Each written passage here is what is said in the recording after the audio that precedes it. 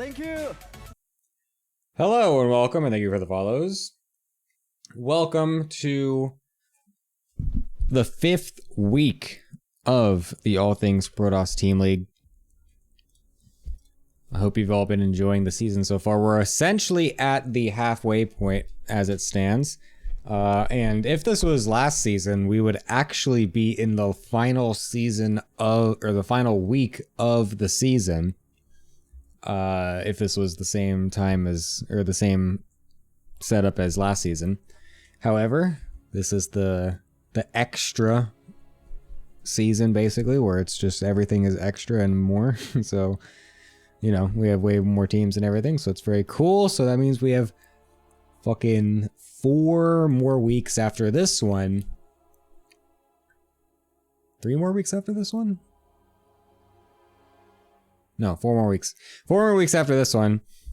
And then there's still the playoffs, which is still going to be crazy. So there's a metric fuck ton of more ATL to still come. So yeah, today we've got 2 matches, which is going to be Ninjas in Pink Pajamas versus Waste Management. And then it is going to be XinEraJadeWings versus Macaroni and Cheese. That's what we've got on the ticket today. To take a look at the standings, to see where everyone is at after last week, I should say. So we got I hate this team's name. XinEraJadeWings and Galactic Pizza both up at 3-1, but Galactic Pizza does have a better map score, so they are in sole possession of first place. And then my team, Brain Aneurysm, sticking in 3rd place, still pretty good, not too shabby overall, still pretty satisfied. Ninjas in Pink Pajamas also tied up at 2-2. There's a shit ton of 2-2s basically. There's like almost everyone is tied up at 2-2 in the middle there. So there's a lot of room for this week, a lot of bouncing around to happen. If one team gets a really good showing and one team kind of bombs out all of a sudden, then things could shuffle around quite a bit here. The only 2 teams that are still a bit stuck are the Goobers and Waste Management. So yeah, we're gonna hopefully maybe see Waste Management win more than 1 game this week. Hopefully. So hopefully that could happen. But otherwise, that is the current situation of the standings. As last week we had Macro-roni beating my team just barely in the ace, which was a pretty epic series overall. XinEra 5 winning Waste Management, Pink Pajamas doing very well against Samsung Universe. There's a lot of 5-1s actually. Holy shit, there was 4 5-1s. That's crazy. Weeb Shuttle also dumpstering Galactic Pizza, and then Thatcherino also dumpstering the Goobers. So hopefully we'll get a couple more closer matches this week, but we'll have to wait and find out to see exactly what is going to be going on here. But until we get there, of course, I need to welcome my wonderful analyst desk people with me here today. One of which being Marsbar, who is currently not deafened, and now Bullmulja is also not deafened, so he can also hear me. Wonderful. Welcome, you two. How are you guys doing? Hello. Pretty good. Doing well. How are you? Awesome. Yeah, so we've got a pretty good first match today. Hopefully, Waste Management can get themselves back in the game here a little bit, because they're currently not exactly in the best place in the standings right now, wouldn't you say, Marsbar? Yeah, not top of the leaderboard for sure. In fact, quite the opposite. I mean, like, is this basically all tied to the fact that Luolis has not written a particular essay that we all paid him hundreds of dollars to do for a charity stream? If he would write that, do you think all of a sudden his team would start to actually get wins? I think it's a combination of the essay and the team logo. Nice, yes. Wow, Yeah. that's very smart, and I agree. Yeah, I think the team logo is definitely kind of participating in this a little bit. Also, the fact that Waste Management is a team name that was also recycled. So on point and, you know, on theme for their whole idea here. It was actually a recycled name from a previous team league, unfortunately. So basically this entire team is extremely low effort. And so as we can see, that's why they're now sitting at the bottom of the scoreboard. So yeah, hopefully they can finally get a win here. But Bull Miljo, what do you actually expect? Do you think that they're gonna finally find their little their ace in the card here against Ninjas in Pink Pajamas? You know, it's also worth noting, Gemini, that not only is the team name recycled, the logo recycled, the essay not written, but when the ATP Team League went through the copyright Team Liquid debacle of 2023, some team captains and their associated players got legal releases, sent emails, went through several Discord servers to resolve this. What did Luolis do? Not a damn thing, Gemini. So 06 for waste management today. Jesus Christ, that is a strong statement for sure. But before we get to actual score predictions, other than that actual meme prediction, here's a quick look at the actual the matches today. We got Cobble versus Alut in the first match, then Guitar King versus Gorthauer, and then Echo Soldier versus Revo. So that is going to be a pretty cool set of games, if I do say so myself. We will actually be starting with the Guitar King vs. Gort game because that is the only one to play live, so we're just going to do the live one first and then get through the replays all together so we don't have to keep switching back and forth. But Marsbar, do you have any expectations for this Cobble Aluton match? When we're playing Guitar King Goth first. I literally yep, sorry. Go ahead. Okay, Talk about that instead, sorry. All right. Yeah, I mean, Goth, I think we'll see some Cyclones, maybe. I would be blown away if we didn't. yeah. Despite no buffs yet. Although, I don't know, maybe I'll switch away from them in the next patch if they change them up a bit. Well, I mean, they're apparently busted in the new patch, right? So surely he would be sticking with them, I'd imagine. So yeah, true. What if Gort plays no Cyclone style? Then I think this is going to be an 0-2 for him. Bull Miljo, do you have any thoughts about the Guitar King Gort series? I think that Gort has quite a good chance to win this, but I do know that Guitar King has really been grinding quite a few games this season. And usually for him, what that means is that he's come up with some kind of just absolutely degenerate bullshit builds. And from what I have seen from Gort so far, at least this season, it does feel like he does seem to struggle a little bit if he gets thrown off balance. He opens up the game and thinks to himself, all right, we're going to make Cyclones. And then he kind of gets, punched in the face a little bit and he goes, I think we're still going to make Cyclones. And he still does make the Cyclones, but just not as fast as he wanted. And that doesn't seem to work out. So I'm thinking the Guitar King might have the edge here. He doesn't stop making Cyclones. He just does it slightly less well. Yeah, just slightly worse on the Cyclones than it would be otherwise. Yeah, the passion of the Cyclone just gets diminished as things happen to him before he can get critical mass. He's just like, oh god, no, I'm making Cyclones, but oh no, I can't actually go away from this. Oh no, I have to just keep making them shit. And then he just dies. So yeah, hopefully he can get something going here with the Cyclones before Guitar King can boot him off of that path. Do you think it's going to be a 2-0 or a 1-1, Bull? I love Gort. Gort is my boy. I think a 1-1 is very possible, but if I had to give a player here an edge in the 2-0, I think it would be Guitar King. Mm-hmm. Marsbar, what do you think? I think game one, Guitar King's going to load in and he's going to forget that the Cyclone exists and Gort's going to take him out. So 1-1. Okay, interesting. Yeah, I mean, I'm surely the meme is so drawn out at this point that Guitar King doesn't forget, right? But that still technically could happen, I guess. That Guitar King has a mental lapse. Doesn't You never know. Gort play with the Cyclone portrait? Yes, he has a cyclone Yes, portrait I everywhere. think that's True. actually that's gonna be a nice saving grace for Guitar King. He's gonna go, oh yeah, cyclones. Yeah, that'll help pop it in his mind really quick, right as the game is loading, I guess.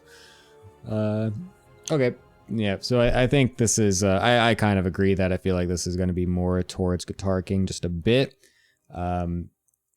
But yeah, I don't know, maybe Gort is finally going under his crazy arc where he actually knows how to do a different build besides just Cyclones. Maybe he's actually learned how to Widowmine drop. Impossible. Yeah, I'd more lean towards that as well. Yeah. Anyways, I will come back to you guys later. I'm gonna go talk to the Italian for a bit before the game starts. So yes, I will see you guys soon. As I come over here to the Italian himself. Hello, Mr. Larimbo. Hello. I Hello. have an interesting announcement to make. Okay. Something, it's fresh, like I saw it literally 20 seconds ago. Oh wow. The official Twitter profile for League of Legends France put Okay. their banner as the feet of the new female champion. So, As the this what? was as the feet of the new female champion announced. I wish I was kidding. What? This is average French the social media account. This is what the taxpayers pay for in France. Wait, League of Legends France? Yeah, Whoa. I have a screenshot to post Yeah, I sure, can just do post that. in general, so you can see that. I don't know why they did it. What the fuck? That's gotta be some guy trolling on the account, right? Like, Yeah, but, like I'm not quite sure what's going on here, but this is what's going on. So this is I open up my Twitter feed, and this is one of the first things I see. I'm like, okay, all right. it's gonna be a good day. League of Legends friends. Yeah, like okay, another friends moment.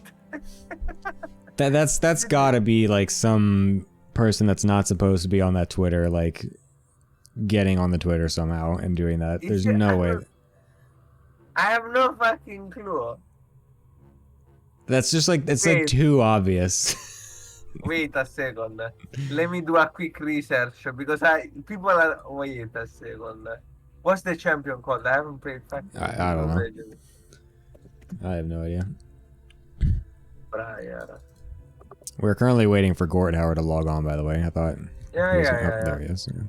Oh god. Oh no, it's a 2000 years old Noxian vampire. Oh boy, I've seen this one before. Oh no. Yes, it's actually 2000 years old, guys. Okay. I was like, yeah, wow, the champion looks kinda young. What the fuck, bro? What the actual fuck? They're really playing into it, aren't they? But wait, apparently there's like a whole controversy about this champion feat.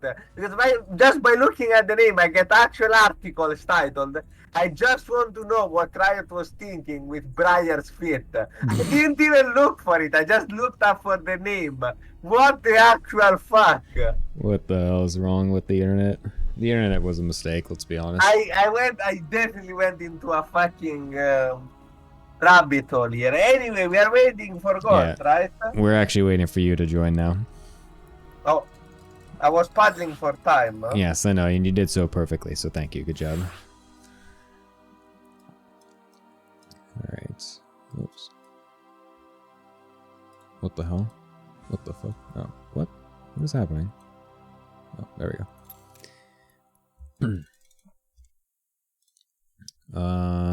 What color is waste management? Blue. Okay.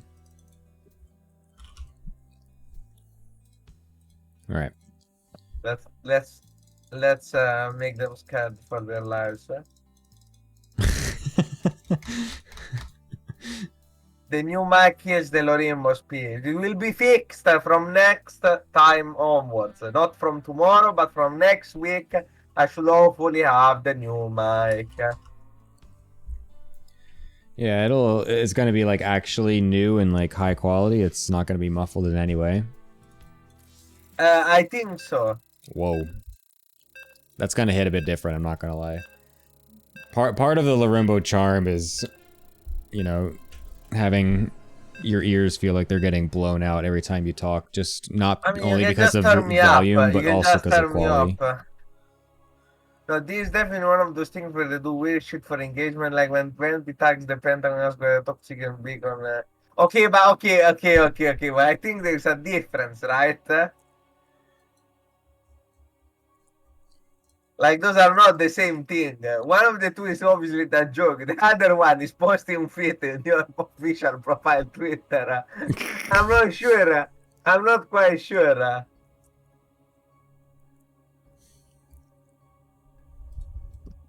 Wait, does Shell have a Discord profile now? No way. Yeah, he changed his picture. It's actually so disorienting. No shot! Wow, I just noticed.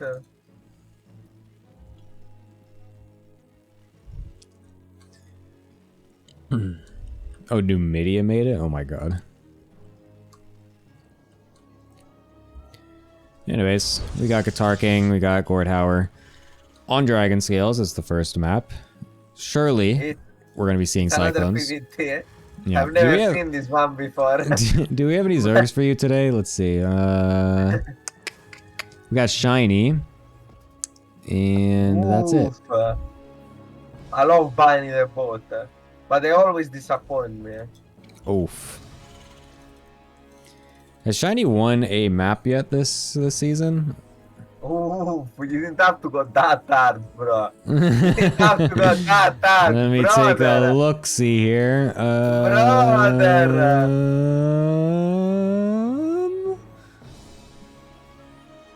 What? Why is she not even on the thing? What the heck?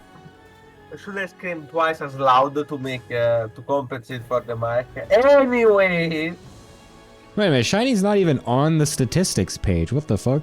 Oh, no, there she is. Yeah, she's 0-4. Never mind. Okay. Yeah, the actually capping about Shiny. Yep. American tries to read impossible challenge. Anyway, we have a standard opening from Gort, a standard opening from Guitar King. The game is already boring. It's a fucking PvT! Aren't you glad that you signed up to cast endless amounts of not Zerg games for absolutely free? Wait, how come the one time I don't bring it up that I'm not getting paid? You are the one who brings it up. What the hell? Like, the one time I did not say I'm not being paid, you are the one who says it. What the fuck? Yeah, I mean, I need to lean into the fact that I'm not paying you. It's not like it's a secret anymore. It's like yeah, I'm doing this for free, guys. But if you want to donate to me, feel free. I never refuse any money. Did you have anyone hit you up for fake math lessons last week? Nope. No. I didn't get any more weird DMs about fake math lessons by underage children. Yeah, I avoided that. Yes.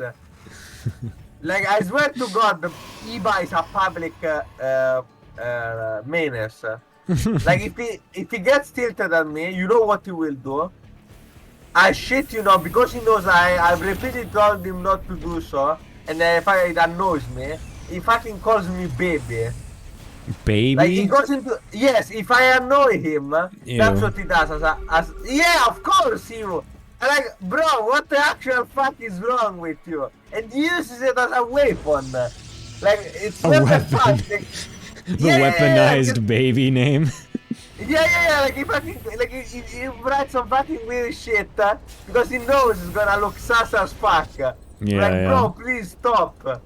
What the actual fuck is wrong with you? That's like I when mean, he had like, that phase of calling Iger daddy every fucking Yeah, time he yeah, walked in exactly, chat. exactly. Now I'm the new victim. First it was Iger. Yeah, exactly. First it was Iger. Like, if I does this weird shit, I'm glad that he did it to someone else, so I don't look fucking unleashed.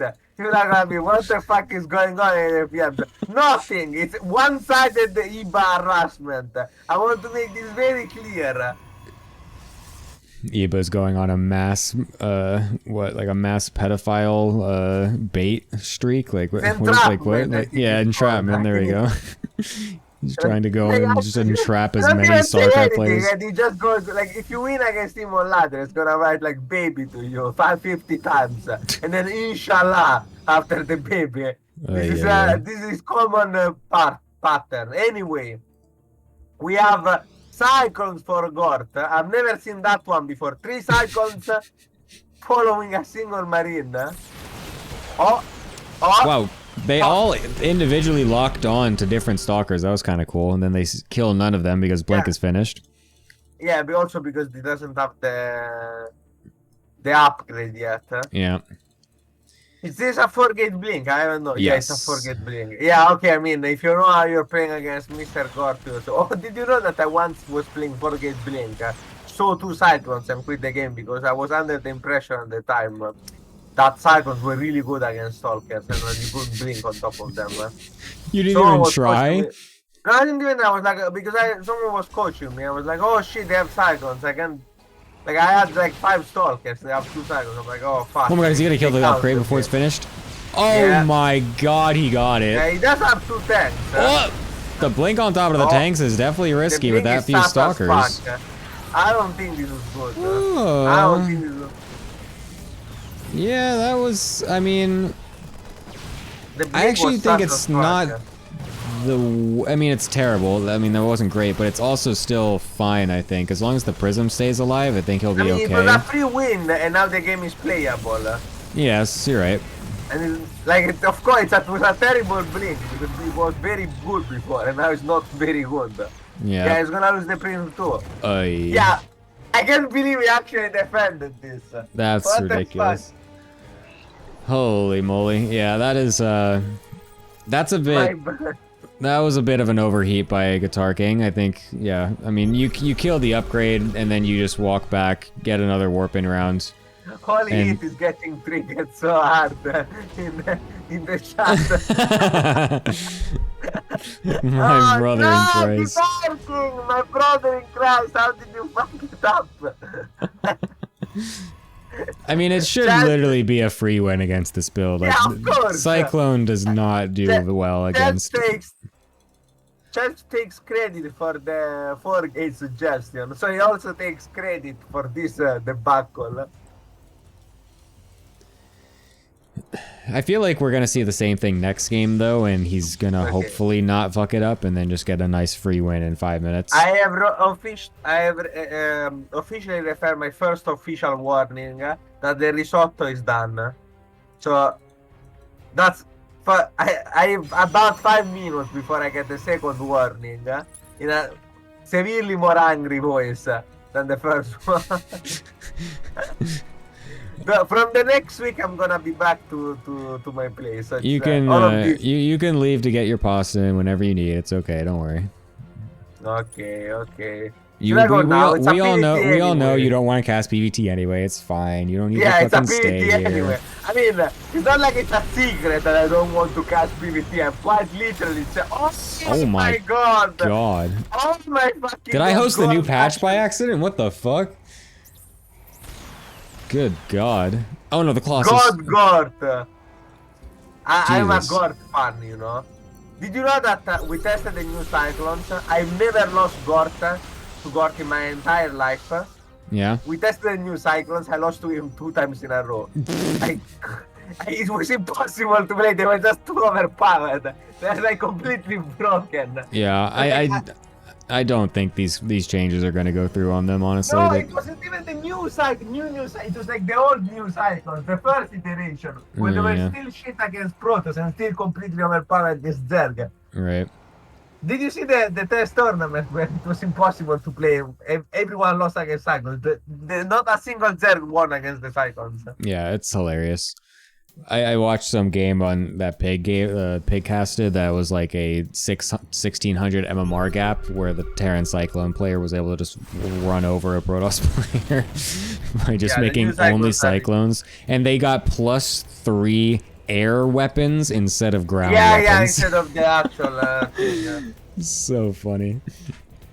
Yeah, you know what I'm actually really glad about? I don't know if you've seen it. I suggest everyone sees it. Please watch the fucking Lambo video. It's actually great. Regardless of his opinions on balance, to which I agree completely, once again proving that I was right, I called it correctly. For the patch being pretty good for Terran in ZVT and pretty good for Protoss in PvT and PvG.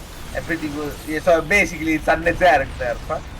But regardless of my balance whining, like, I really like the video because it calls out the fucking red shit.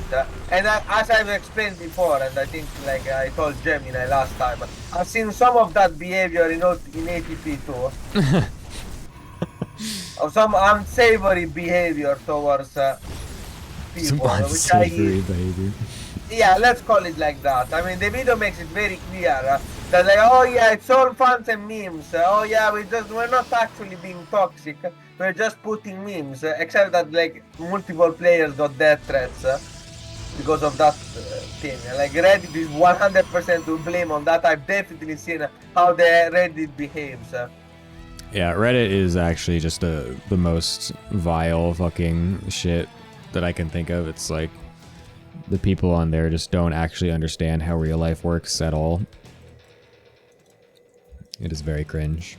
Yeah, the Colossus is pretty good unless you you sacrifice it to the gods. I'm gonna go eat my risotto.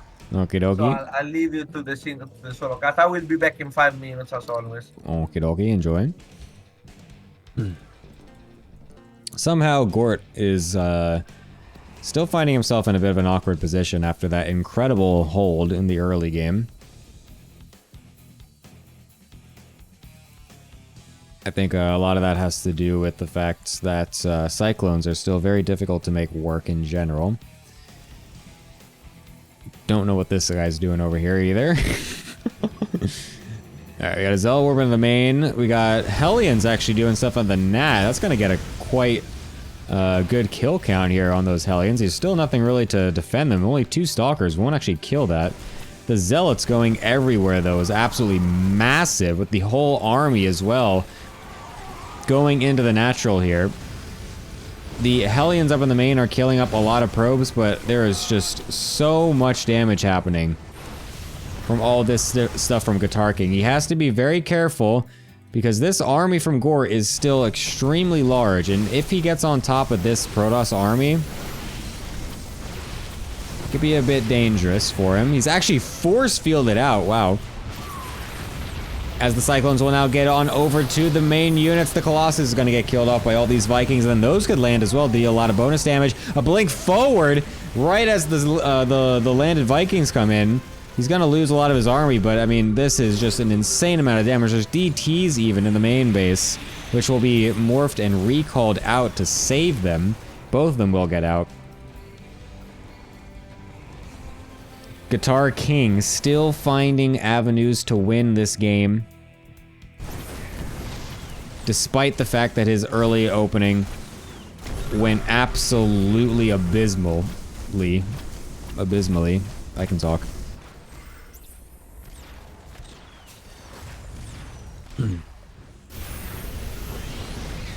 Oh my god, Gort literally just cannot stop the Warpins in his main base. The Vikings are not attacking the Warpism for some reason. And there it is. Alright, GG! Guitar King finding a way to claw his way back despite the fact that his opening was awful.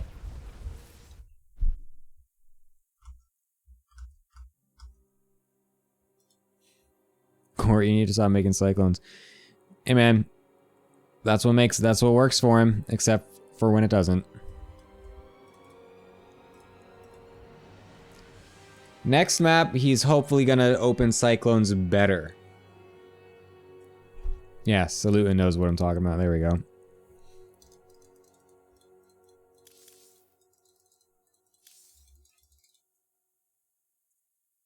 To be honest, I thought that game was going to last a little bit longer. This is not the new patch, no. I was actually expecting this to last a little bit longer, so that way Larimba would be back by the time it ended.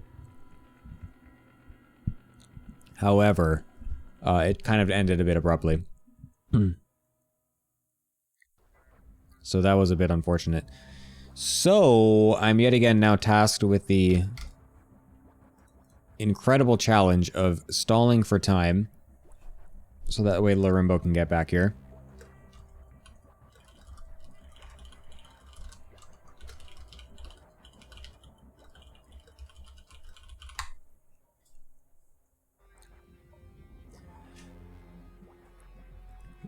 Next time we keep up the pressure, we get the advantage. Our opponent, Suicide is 4 Gate Blink and 2 Colossus. What more do we need? Yeah. I think we need a bit more than that, actually.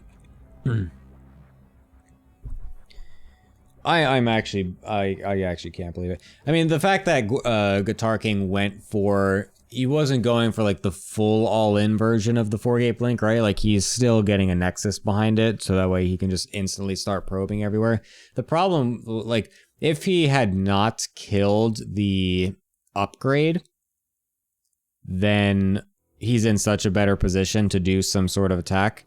Because without the upgrade, it's like so hard to walk across the map with the Cyclones. And so...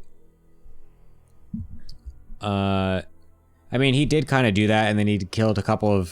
he killed a good amount of Stalkers in the middle as well, but then again, that was after the upgrade already finished. So what I'm saying is that he could have done that earlier, so he could have been in a better spot to snowball it a little bit. But since that upgrade got canceled, he didn't really have that opportunity.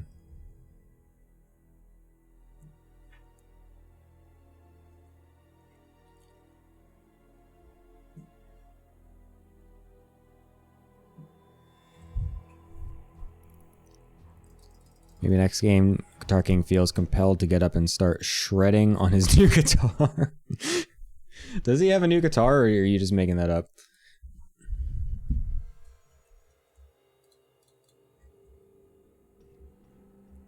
I'm back. Oh my god, I'm so good at stalling for time. Holy shit.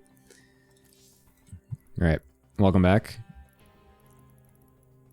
What happened here? Guitar King won anyway. It was not pasta. What the hell, bro? So play. It was not pasta, it was risotto. Oh, I thought you were... Sorry, I thought you were having pasta again, since it's always I pasta. said risotto like 5 times. Oh, I didn't hear you. Is rice pasta? I don't think so. Risotto? Well, yeah, risotto is made with rice. Yeah, that's true. Yeah, no, it's not pasta. No. Yeah, I don't think so. I just missed that crucial information in your talking about your Rimbo food. is overworked and underpaid. Rimbo is truly trying his hardest to fulfill the most Italian stereotype possible. True. True.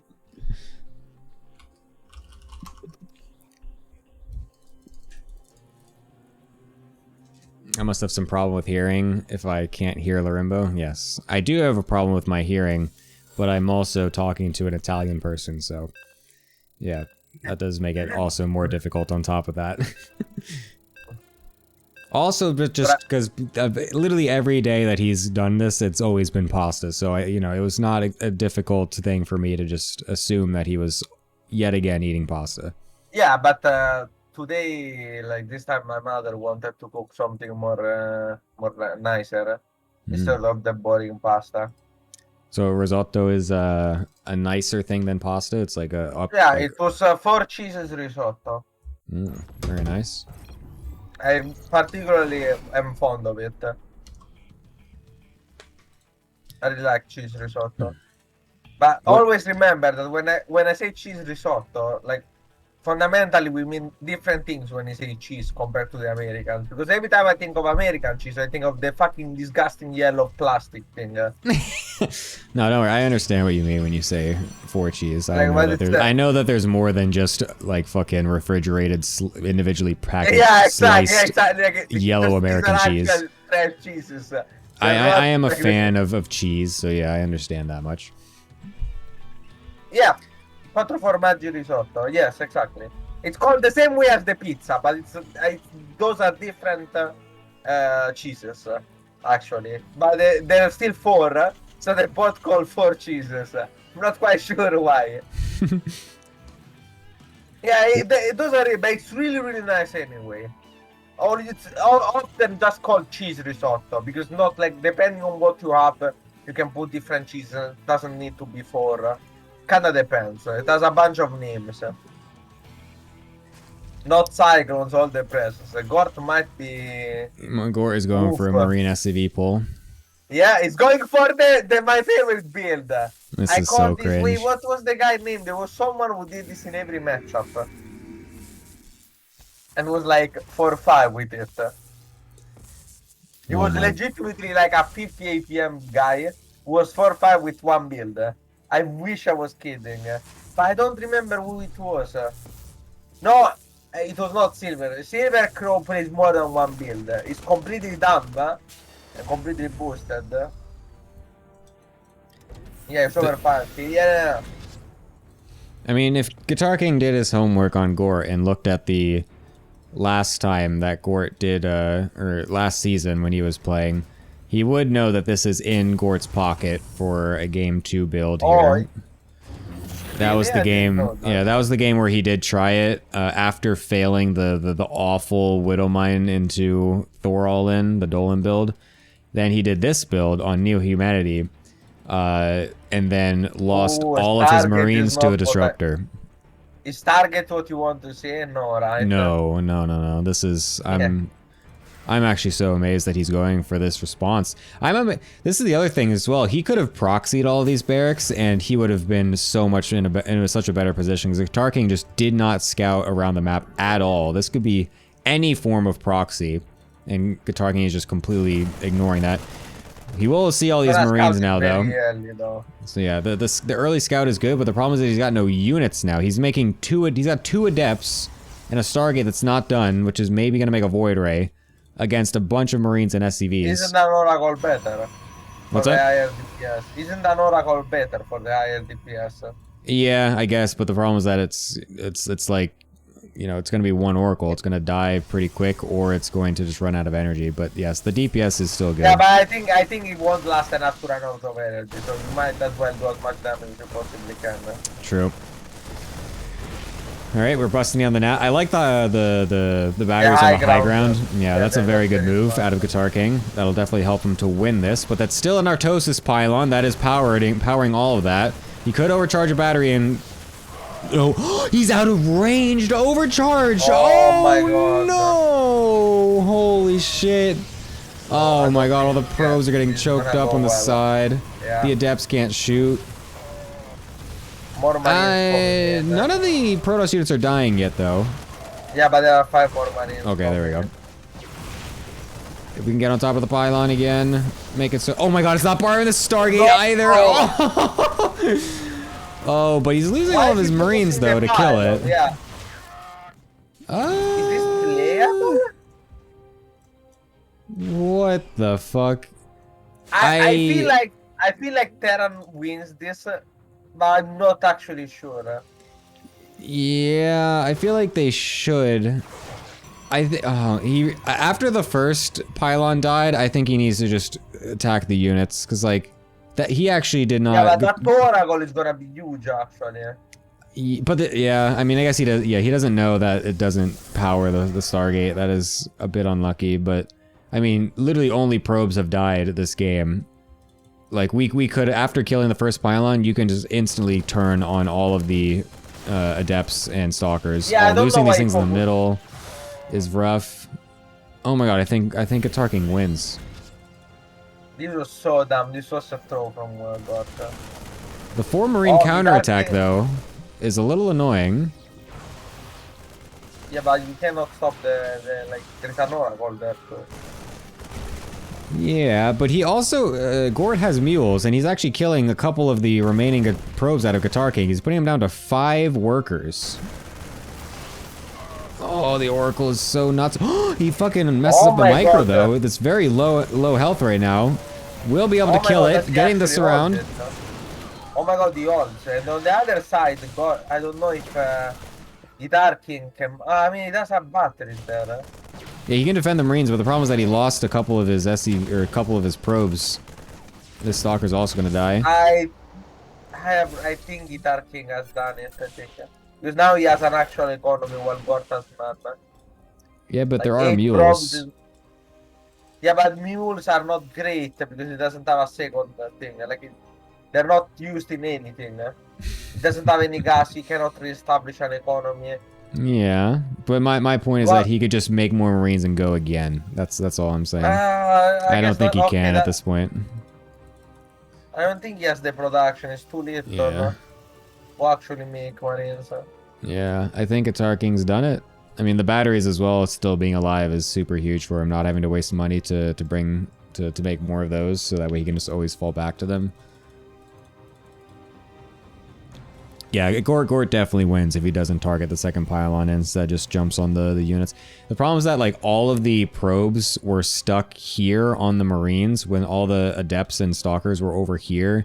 He was melting all the probes, but then the Marine, the Stalker and Adept just were not getting touched at all.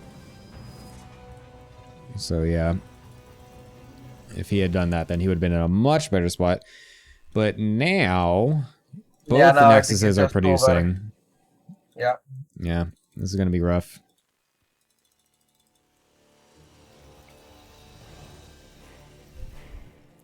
Yeah, Zayed, that could happen, but I also don't think it will. Because now we're on 26 probes out of Guitar King. Chrono Boost is busted. I don't think it's gonna matter. Gort just like doesn't actually the single mule is just not doing enough legwork to get him enough Marines here.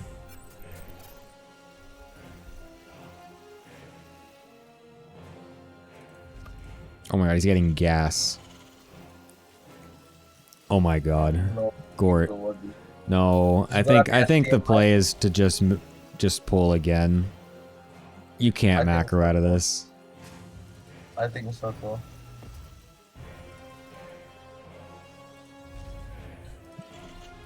Yeah, this is gonna be You're gonna rough. get him. That's the only thing I can think of.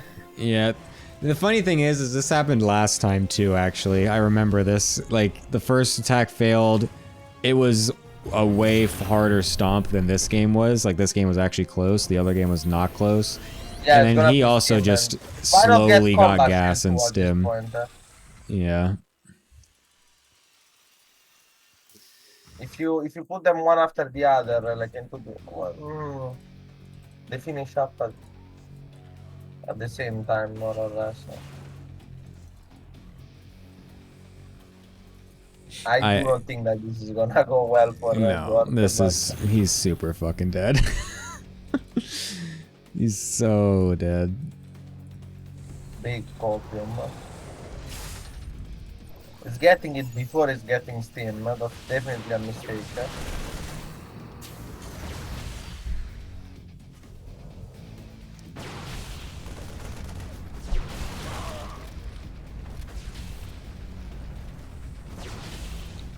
Marauder, Gort wins. Zayed confessing his love for Marauders in the chat. Gort went Marauder on one gas while getting a second tech lab. Oh, the stasis. What if it's insult to injury and he just walks headfirst into the stasis and everything gets trapped? It doesn't matter at all. Nothing matters at this point. The game is already been over for a while. Gort is just coping, I think. Yeah. But it would still be very funny if he just walks into it. I wonder if he would just leave the game. It would be pretty funny. I don't disagree with that. That's like the only thing we're hoping for this game at this point. We're just like, please just let it end in a very entertaining way. I love how TVP ends up in a 10-minute game even when it's a one game, one base at the end. I played a game today against not Spats, Battle Beast Protoss, which I got in. Oh my god, he actually went for. He actually baited the status. I think he saw it going down, which stinks. I played this game. I got insanely ahead in the early game, and then I proceeded to throw almost completely the game away from the T's because I didn't get any spores, and it split 3 DTs in 3 of my bases. I still won eventually because the early game was I was like 30 workers ahead. Was completely dead, just didn't quit. Right. And nothing. This is what it reminds me of. Yeah. Like a completely over game in which the guy was winning super hard, completely throws away. And it also goes super long. Yeah, it is annoying when these games happen. I also played someone like that recently that was just super dead, but just it was Neo-Humanity, and so he just turtled behind like a couple Liberators at each choke point for like 10 minutes longer than should have happened. Yeah, this fight went about as we went. He attacked the rocks like 3 different times right there. I don't understand how that happened, but... God, please just quit. Your team is not gonna blame you for quitting here. This is maximum levels of cope. 5 Marauders in a dream. I can't believe we haven't left the game. This is actually insane. What with Terrans never leaving the game? God always does. It's not even BM. It just doesn't quit the game. If we just micro a little bit harder, hold up. Wait a minute, if we can just get the SCV pull and get every unit killed. Wait a minute. Yeah, now the Colossus arrived. Well, if we just split enough versus the Colossus, if I can micromanage my units in a way that can... Nah, yep, okay. I thought it was gonna use every SCV, clear everything but the Colossus, and then it, but he saw into the future. Yes, an unfortunate series. Yeah, I was half expecting for the being Colossus GP timing, so it's truly the Colossus that got him. He would not have quit if not for the Colossus. I think he actually might have killed that army just a bit if the Colossus didn't show up. Like, he would have actually kind of killed a lot of those units, and he's like, whoa, let's go across the map now. Alright, I am going to go over to this. The rest of the games are replays, so that's going to be on NA. So you can go wait on NA for me when I come back, and we'll do that. Alright, Desk, hello. That was an extremely interesting series with some very close situations that, sadly, for Waste Management, didn't go their way whatsoever. Indeed. No, not at all. Yeah. Yeah. I didn't pass it to anyone. I'm sorry. I'm a terrible host, but Morris, talk about it. Go. I was going to say, I think my prediction was correct with the 1-1. But then... It was a theoretical win for Gort. Yeah, exactly. The classic theoretical win, yes. If we just don't make the mistakes, the critical mistakes. If you change the win condition to kill everything. If we make the win condition to be a lose condition, then yes, Gort did win that series. Yeah. 2-0. Yeah. Insane play for him. The first game he had like a decent start as well. But, No, yeah, he had a great start in that game. That was an amazing hold. I mean, it was also a massive throw by Qatar King, but it was, still decent for Gort. And yeah, I know he kind of, he just kind of dropped the ball a little bit, sadly. Yeah, it's a tough one, I think, for Gort to look back on. Game 1, I mean, I would not call it a dream start because the beginning of the defense of the Blink All In was a little sloppy. But you certainly defended well enough, and then to get gifted the Colossus in the middle of the map, it felt like, if you were going to win a macro game, it looked something like that. And similarly in game 2, so close to making it work. I think if he focuses, the units down and doesn't rally the sort of second group of Marines into the base and just keeps them at home, maybe it's a win, but tough either way. Yep. Yeah, I'm a little bit heartbroken for Gort there, to be honest. I mean, he used to be my teammate, so, you know, I still kind of feel the pain of that first time I witnessed the one base 5 Rex Marine SCV all in, which was, wasn't that versus you actually, Bull? Yes, I was played against me after he attempted to do the one base cloaked mine thord. Yeah, I remember that very altitude. clearly.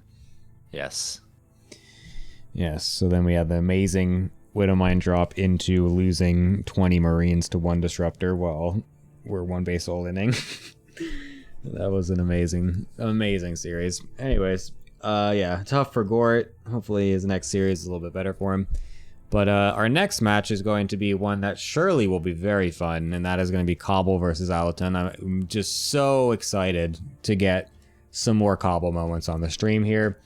It's surely going to be full of them because it's a PvP as well. So, Mars, what are you looking forward to here? Like you said, I'm looking forward to Cobble moments. We'll see if he can keep the CPM up. The CP, the CMPM. CMPM. Yeah, exactly.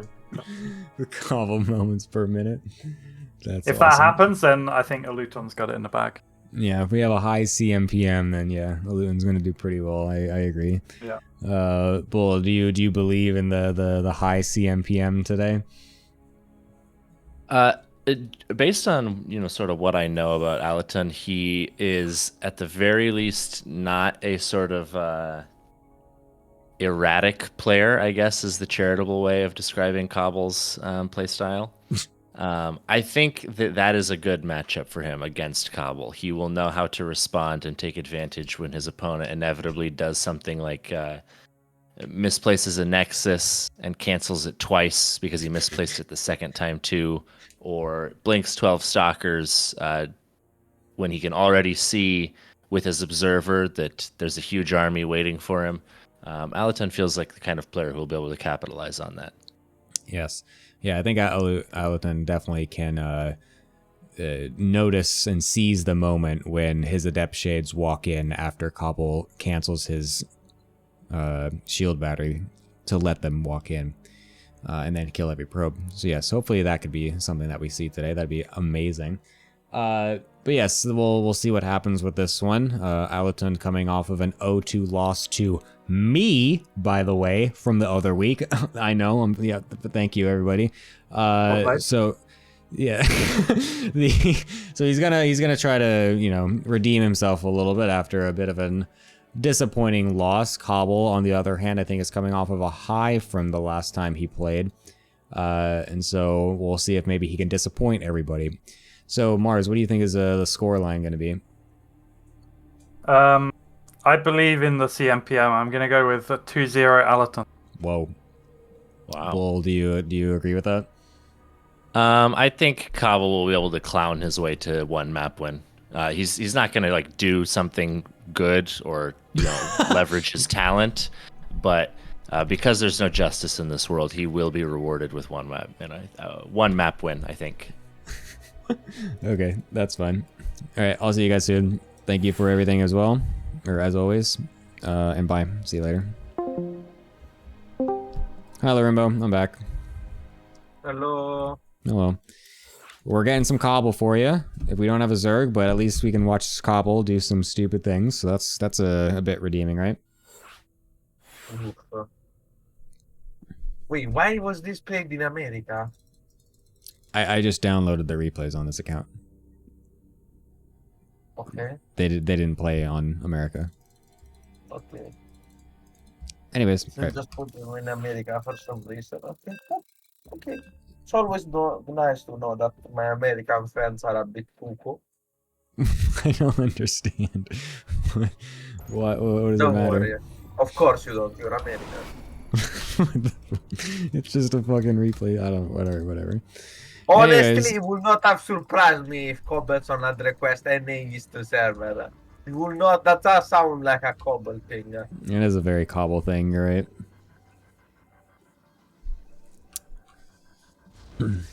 Anyways, Cobble's on the top, Luton's on the bottom. Luton going for a not one gate wall off, by the way. Aluton apparently does not like one gate expands. He's very based. And so, no, it's not based. Aluton blind counter me another game while I played him on ladder yesterday. Fucking cringe, Lord. what'd you try to do? A proxy hatch?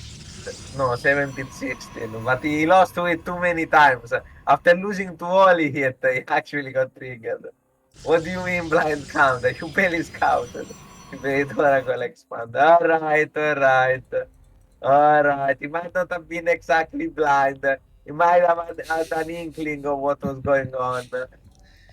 I mean, like, but wait a minute. If you know your opponent does something and they do it very often and you often lose to that build, why would you not alter your strategy to be well equipped to deal with that build if you play against them? What the fuck is Cobblestone? Cobblestone stealing a gas, alright. Yeah, that is interesting. Aluton not taking a gas. I mean, I think this is depends fine. it depends on what you're asking. Yeah? Are you asking why would you not do it, in the sense why if you are interested in winning, there is no reason not to do it. Blind counter away. That's same reason why more like people would like. If you are interested in winning, why would you not? Hello? He's doing it again. So he did this versus me in my series, remember?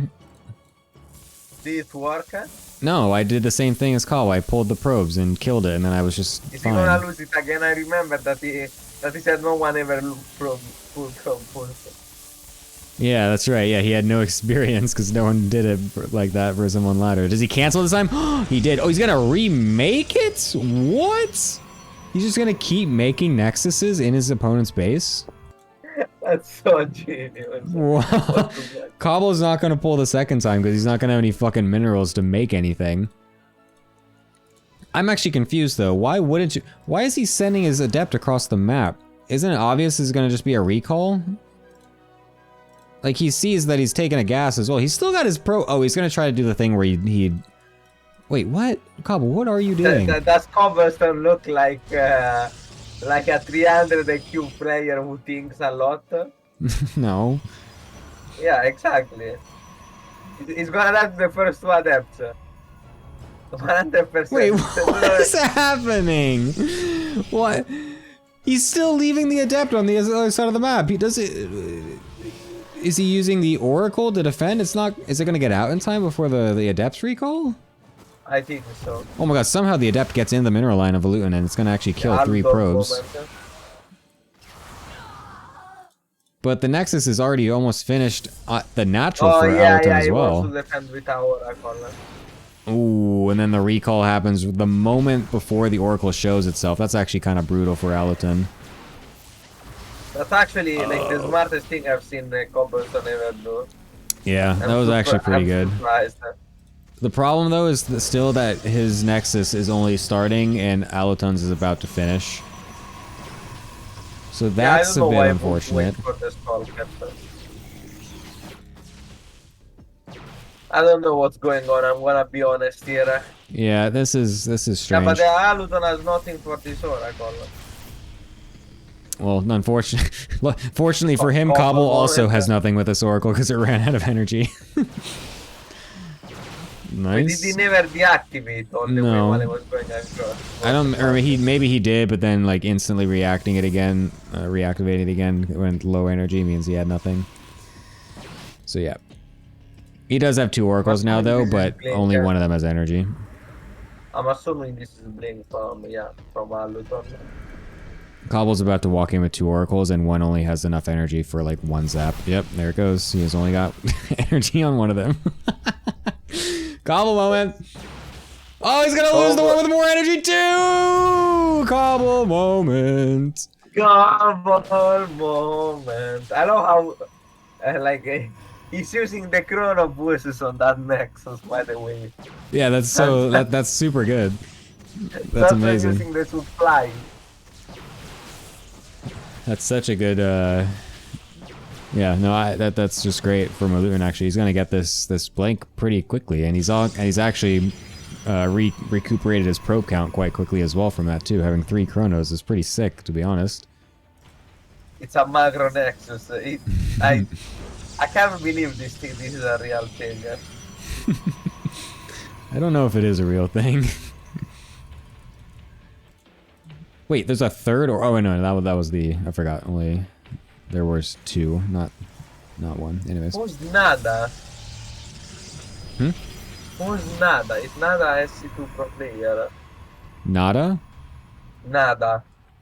Nada was a Brood War Terran player. Nada. Because I got a meme from Pogo saying something about Nada's body.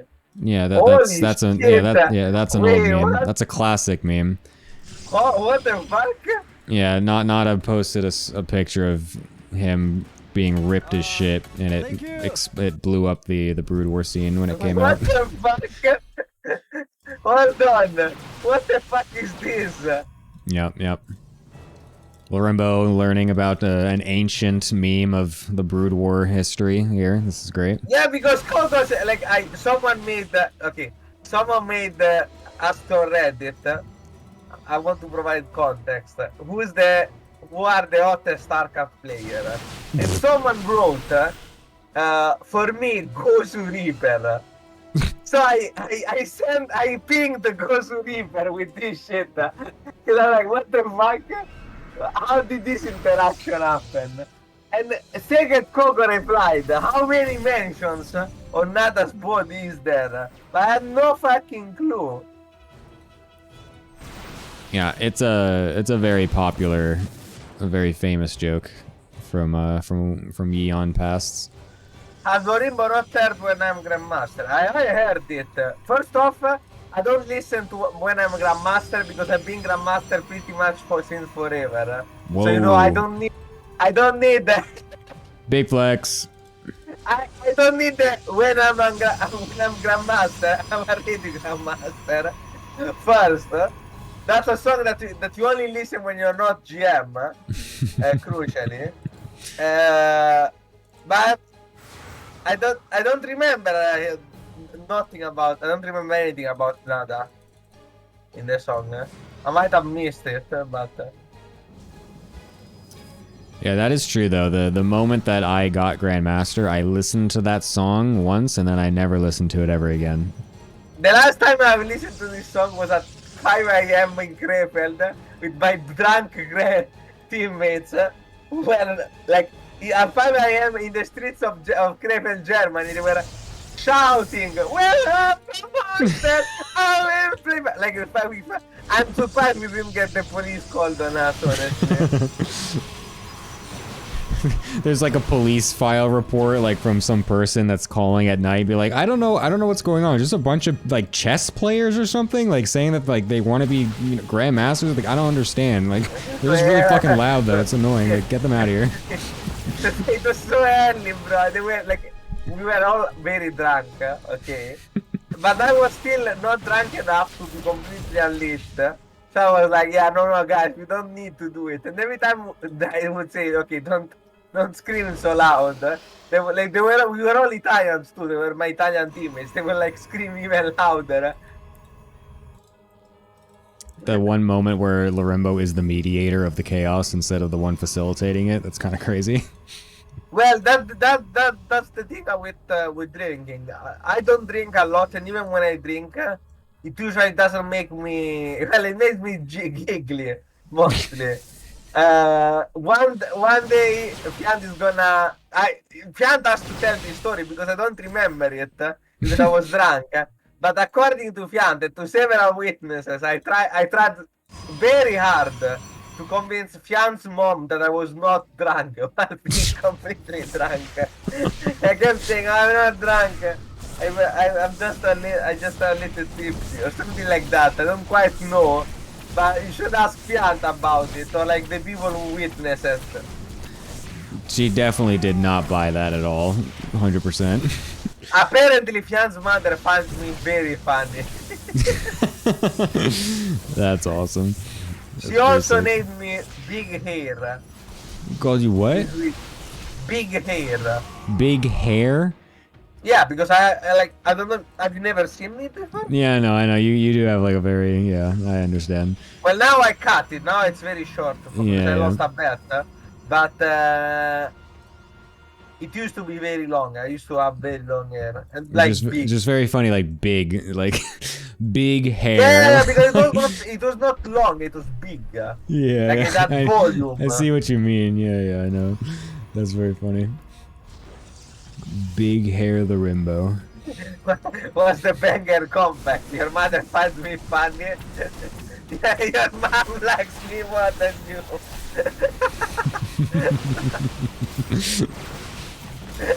No, no, she was super nice, very sweet lady. Apparently, according to Kant, she follows his son, so she's really excited at him playing in WTL or something like that. I didn't quite understand. You have to ask Kant for these things. Anyway, Hamilton is back. He's back on the run, right? I just remember I'm supposed to be casting. Yeah, you forgot that this is not just Larimbo story time for the entire duration, but that's okay. Assalamu alaikum. True. Peace be with you too. Always. And with the prophet. Anyway, we're gonna get cancelled. I don't know what's going on, Zayad. I have no idea. Yeah, I don't know.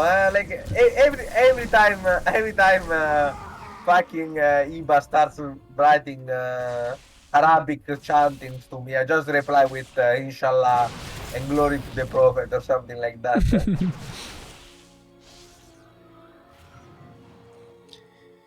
Anyways, yeah, I don't know why this game is so close. I don't know why all these European Protoss players in our league never make disruptors until so late in the game. Like, it's just non-stop gateway units just not doing anything against each other the entire game. Where I feel like 5 disruptors would just maul the army. Why would you not blind counter? It's the same question. Why would you not barcode? Because it's cringe. That's why. There's no other. If you want to win more, you should barcode. It gives you a clear advantage. No, but barcoding is definitely more cringe than blind countering someone. They're the same thing. They're the same thing. You're getting an unfair advantage because you're not good enough to play the game straight. No. Yes, absolutely. Yes, absolutely. What about if you do it in a tournament? What if you do it in a tournament?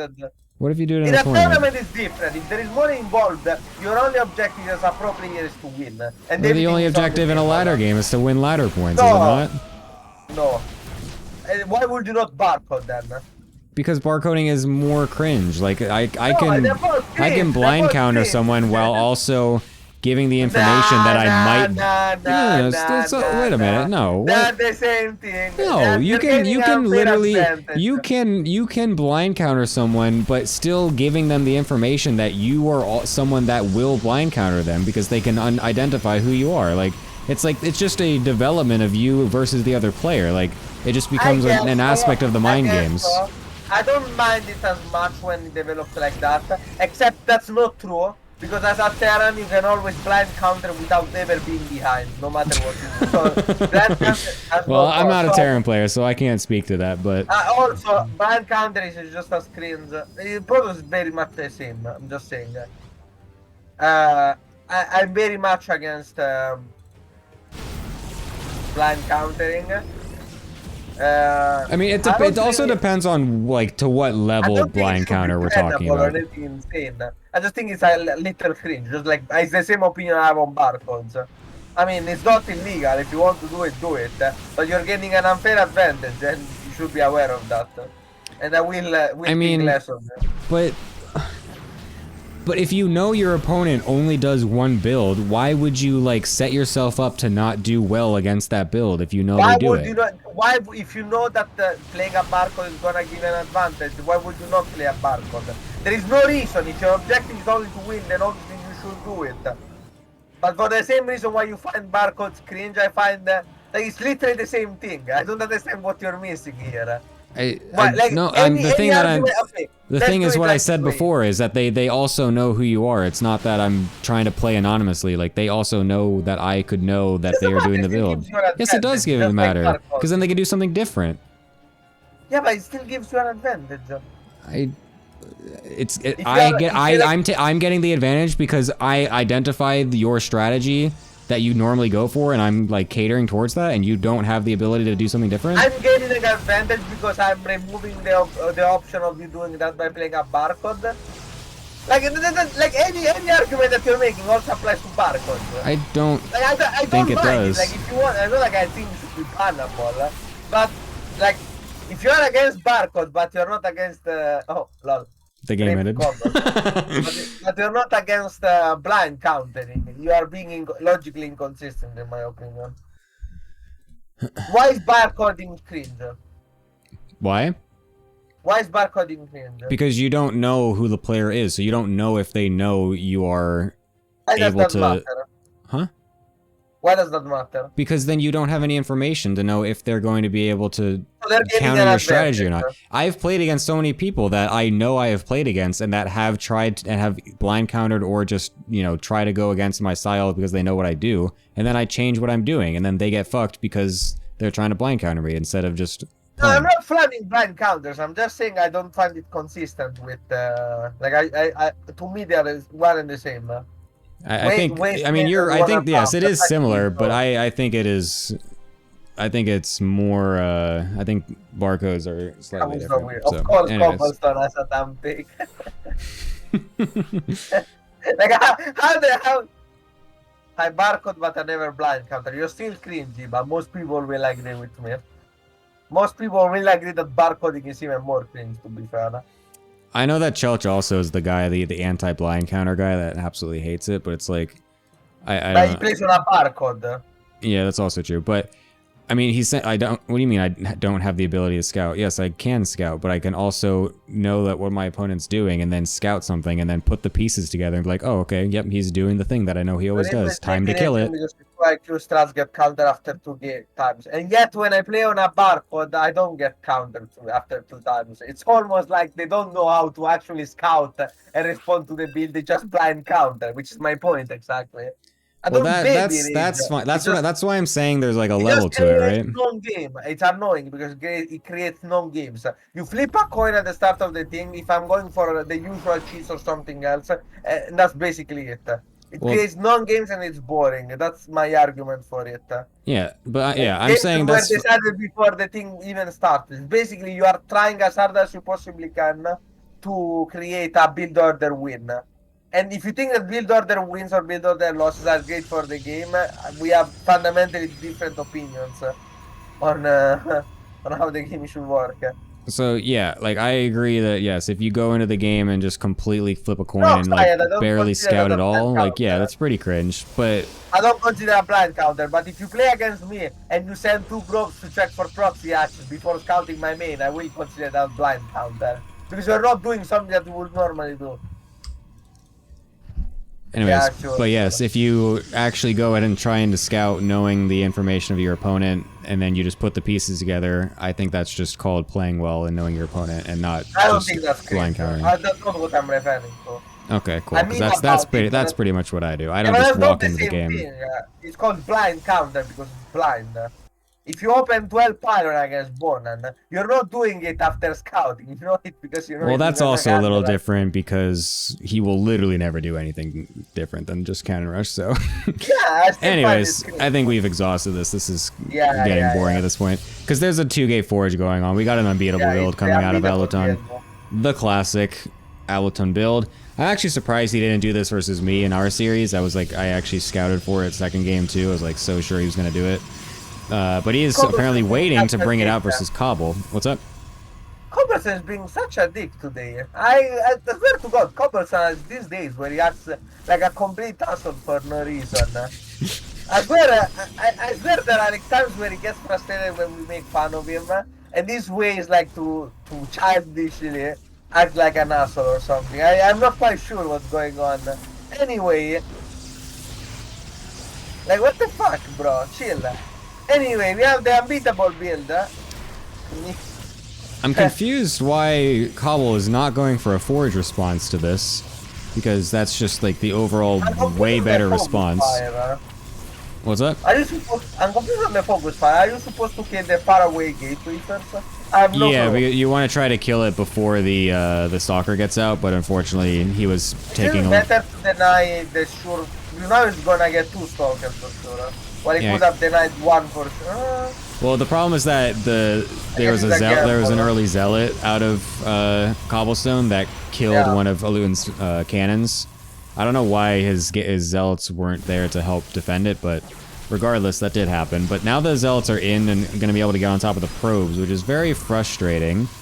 There actually was a forge mate. Oh no, sorry, that's Alutin's cannon. Sorry, I'm like not able to realize what's going on here, but.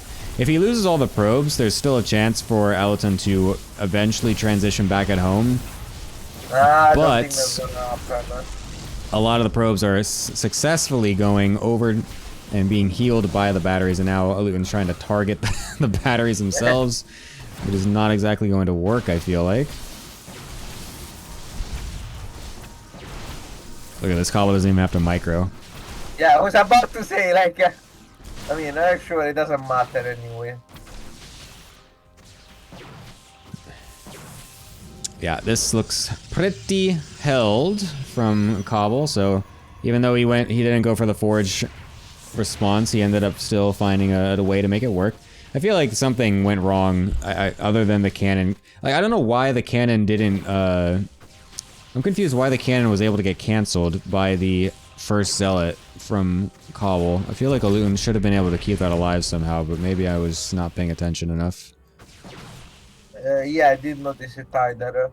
I noticed the cancel, but maybe the Dilot was using a probe or something. I'm not quite sure. Anyway, this situation looks unlosable by Cobblestone, honestly. I would be extremely surprised if you manage to lose this game, because I think it's absolutely over. Yeah. But let's see. So what do you think is the fastest way to win the game here as possible? Because I think Oracle is a pretty good call, honestly. I honestly think going 3-gate Robo is really good. You just walk over with a War Prism and a shit ton of Stalkers, and you just get inside the main base. The Adept is also huge. Kill 6 probes on the other side. Yeah, either is fine, I think. I think it also depends though on how fast they transition, because you could technically, as a Luton, could have just made a cannon in your mineral line, and this Adept doesn't do anything, and then the Oracle also is doing not very much either. So that's why I don't usually like going Stargate as a follow-up. I just like going Robo, so I can just, you know, you just bust the front door down, so it doesn't matter that they made cannons in the mineral line. The cannon needs a lot of investment though. Just keeps you on one base even more. Yeah, but I mean, you're not going to be expanding in this position anytime soon. The Oracle's going to kill it, for sure, though. This is 100% over. What's the follow-up usually for Amazon then? There isn't one. There is not a follow-up. GG out. Yeah. I mean, it varies between who's doing it. A lot of people do different things, but essentially it's just do whatever monkey shit that you can think of that might catch the opponent off guard. Unfortunately, Alutin was the one that was caught off guard by that Oracle, and he will be forced out of the game. Cobble. I mean, he didn't pop too much. Athenan would have stayed at least 4 more minutes. Yeah. Yeah, that was definitely not a cope situation. I'll say that. That is true. Wait, was Cobblestone angry because he really wanted us to cast him win? Was he that desperate for the W? I don't know. Maybe. Oof. God will have flooded the Nexus. True. Oh, Alutin, did you not focus fire the gateway correctly? Is that what happens? Did you like take too long to start focus firing? Yeah, he did focus the close one, and then the far one. That's why I was confused. Oh, I see. That's what I was confused about. Okay, I didn't see him switch targets. Late on rebuilding the cannon. Yeah, that's also true.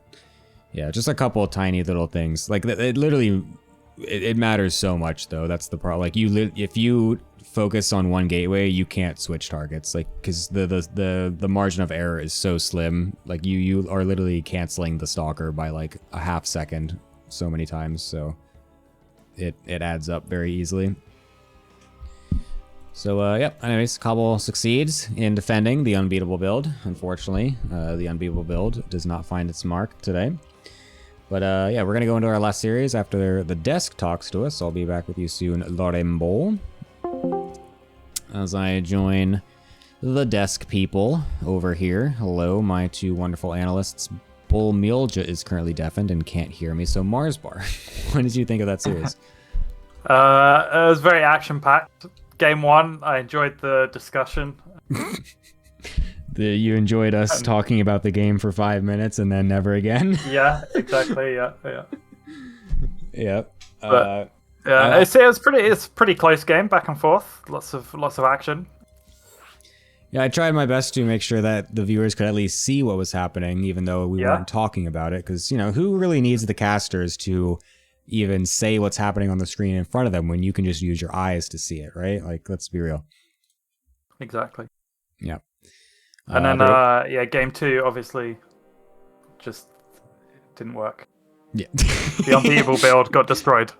I love that analysis though. Like anytime there's some like super mega cheese, it's just like, well, the cheese didn't work. Like, what else do we want to say? Like, let's be real. Bull, do you have anything to add to that amazing analysis? No, like I said, if Cobble's going to take a map, he's going to clown his way to that map win. And lo and behold, that's exactly what happened. I'm sure Cobble is furiously slamming his keyboard right now as he types, "I thought we were friends, Daft Punk, what the fuck?" But that was about exactly what I expected. Alaton took advantage of the double Cobble moment with the Oracles in the early game of map 1 and just played it, very solid from there. Yeah, that was off of a proxy Nexus opener, by the way. Let's not forget that. We had like a whole massive macro game happen because there was two Nexuses placed in the opponent's base. So, that was definitely interesting. So yeah, a good showing from Alutin in the first game. Unfortunately, the second one being a bit scrappy, like we had already kind of talked about with on the caster disc. So a bit unlucky for him, but Cobble will still find a win to gloat about, so that's cool. Anyways, we are going to go into the last series, potentially, of this match, which is going to be Echo Soldier versus Revo. This one should be very interesting because, well, it's one of the lower pool matches. This is actually the lowest pool match, and those are obviously always the most fun, especially because it's a PV. Oh wait, no, it's a PVT. Never mind. I thought it was a PvP. I was really hoping we were going to get a pool for PvP Disruptor Fest, but unfortunately not. Anyways, Mars, what are you thinking about this? I don't really know the players that well, so I don't know who's going to win, but I know that Waste Management have already gotten their one map win, and I think it's going to be a 2-0 for Echo. They got their one map win, and it's all downhill from here. There's nothing more going to go for it. Exactly. Yeah, a good point. Bull, what do you think? I think this is going to be... I think this is actually going to be an Echo Soldier 2-0. Whoa! Based on what I've seen so far. I think actually, let me take that back. It will be a 2-0 if both players are just sort of allowed to do what they want. Based on what I've seen so far, I think Echo probably is slightly better at macro. I think the way that Echo loses the series is he does sort of weird mind gamey builds that he maybe hasn't prepared ahead of time. We saw that in his last series, that those were kind of, the builds that didn't work out right away for him. But when he played against Iberi, for example, if he just can sit there and make the units and then take fights when he's ready, it tends to go his way. So if he kind of sticks to the game plan, makes the units, attacks with the units, he will be fine. The good old more units is better than no units strategy. Yes, that hopefully will work out for him. So yeah, I think the thing here a lot as well with the lower pool games is that if something weird happens, then a lot of times that just kind of fucks up the opponent too much and they get really confused about what's going on. And then they just start to panic and make a lot of uncharacteristic mistakes because they're, like some weird stuff's going on. So yeah, I kind of agree with you with that. If it's just more normal, then you know, I think the players will have a much easier time just navigating everything. So that's, yeah, I agree with that. Mars, do you have a? Oh wait, no, you said it was going to be the. That's right. It's going to be a 5-1 for ninjas in pink pajamas is what you're predicting. Yeah. Exactly. Okay, fair enough.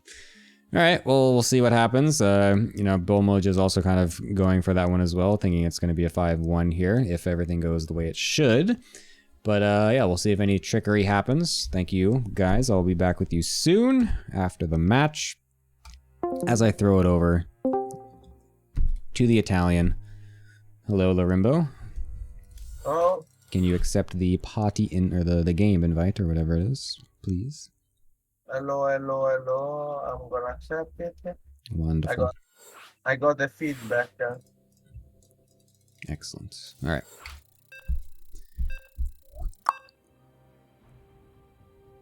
What are you saying in chat? I'll an argument die? It's supposed to be I let. Oh. I had a stroke while writing it. It's okay. Common mistake. Wait, what? Is it back to the normal shitty state? What? My microphone, apparently. Nothing has changed, but No, it says, yeah, the mic's the same.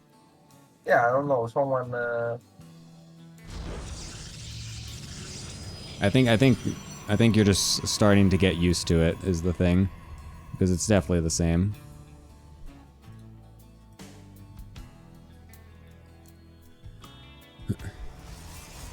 I noticed that every week after getting his pasta, Larimbo gets way more argumentative. Is this true? Yeah. Thank you. Does the pasta or risotto fuel your? I mean, anger? I feel like there is something in Starfall community discussions are never handled. Like there's always this, oh, let's have this discussion here. Every time someone is like getting close to getting fucking smacked because they have no more, they like their own argument. They fit. They're like, oh yeah, let's have begons be begons. I fucking hate it. Like it's so this fake niceness bullshit. I've never liked it. Like what the hell? Have flame wars. I don't care. I love flame wars all you want. I think argumentative is the future. I don't like people who don't defend their position because it's always some passive aggressive bullshit. Like I don't respect people who go for like the little meme and then they don't want to discuss. Oh yeah, I'm free to what's the word? To throw a arrow here and there, but I never actually engage into a full argument. I think that's snake and rat behavior, you know? That's what I think about that. I will argue my points every time. I never ever make little snippety like the rats. I don't like this behavior. I know this is very common in the community. Instead of actually having like adult conversation, even at the high level, there is a shit ton of backstabbing, talking in the back, like talking in private server, doing little memes and stuff, and then always hiding behind the, oh yeah, it's just memes, which I definitely don't like. So if you have engaged in that behavior, shame on you. I will call you out. Larimbo is the meme police, uncovering what is a meme and what is not. No. I mean, it's not like you cannot meme. But like, you know, this is exactly what I was talking about before with the Lambo thing. Like, it's like those people on Reddit who post about Protoss being needed 200 buffs every time and have sent that threat to Lambo. They also did it the same way. They posted 10 memes per day, balance whining. And they were the same exact people who contributed to the sending death threats and stuff. And I do not think that like you can always hide yourself behind it's just a meme, bro. Like, it is like the prankster thing. Oh yeah, bro, it's just a prank, bro. It was just jokes. Why are you not laughing? You should take this less serious. I'm like, bro, what the fuck? You shit told me. Why would I take it less seriously? Yeah. Like, I mean, there's people that are joking, and then there are times where it's like you're just actually just being kind of a dick. Like, yeah, exactly. That's what I said. Yeah. I don't mind jokes, but like, you can't hide always behind the always. I'm just joking, bro. Yeah. Like yeah. that's not how it works. Well, something else that doesn't work is Revo's attempted Reaper Hellion push. I've Oh, what a made compelling segue! argument for Countess Unbanned. I've literally said many times, I'm on stream and in real life, I mind Countess way less than this behavior. I'd rather someone tells me to... I cannot say that on stream. I'd rather someone tell me some horrible shit. What I don't like about Countess, I think it goes very personal, which is definitely going too far. But I don't understand why telling someone a random generic mean comment who has nothing to do with your life and will have no effect is considered toxic. But like sending 50 memes about someone real's life or like actual real action is not considered as toxic. Like to me that's nonsense.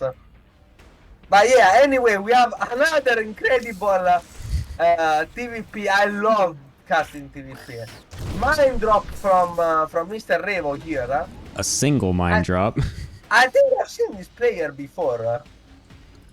Didn't this guy have a different name? Is it Chip? No, these are two. No. Maybe he played against Chip. Yeah. Yeah, because I remember him associated with Chip. Yes. Yeah, he has played before. We've casted him. He went against, yeah, like you're saying, your favorite player, Chipe. the Italian, or what, the French Rastafarian or the Italian Rastafarian guy? What is he? No, it was the Italian guy. It was Italian, He's Italian. Rastafarian. Yeah, the Italian Rastafarian, nice. It's so funny. Anyways, yeah, this game was suddenly, it started overall pretty decently for Echo. Something has happened with his probe production, though, and he's actually far behind on probes at this point. But he completely slapped away the initial harass. What? He did lose 3 probes, but I don't think that accounts for the difference in probe. I think he just didn't make them. Yeah, I think he just forgot to make, because 3 probes is not a lot to a... I mean, he killed the Reaper Hellion without losing anything, and then it's just 1 mine drop killing 3 probes. Like, that's not going to put you down this many probes. I think he got supply blocked for too long or something, so that's unfortunate. He could be in a much better spot right now, but overall, it's not the worst situation for him. But Revo is going to be doing probably some pretty nice big 3-1-1 push here with a Raven and everything. And this Colossus Robobay is pretty late, I would say, for... I was about to call him Balls, because that's his name in StarCraft, but it's Echo Soldier. I love it when players just have a different name than their own in-game. It's so fun. It makes it very great to cast. It's Revo, awesome. I thought it was going to be a 2-base all-in like right now, but apparently he's going for a drop and not moving out with that Raven and those tanks. Yeah, I'm a little confused about that as well, myself, to be honest, but I kind of would have rathered it be like 1 medevac drop with everything else at the front. Yeah, exactly, same thing. Like I was thinking more of a like straightforward push, you know? Yeah, that also is fine. He is getting a third. I guess the Raven is just for DP defense purposes. Yeah, I don't know. Well, Okay, it's just but also Horizon something you naming get. himself to Lock was God tier memes. To be fair. That was pretty funny. That's the one time we allow it. That was a God meme. Anyways, Revo went for the double. Getting some work done. Way more than I thought they would.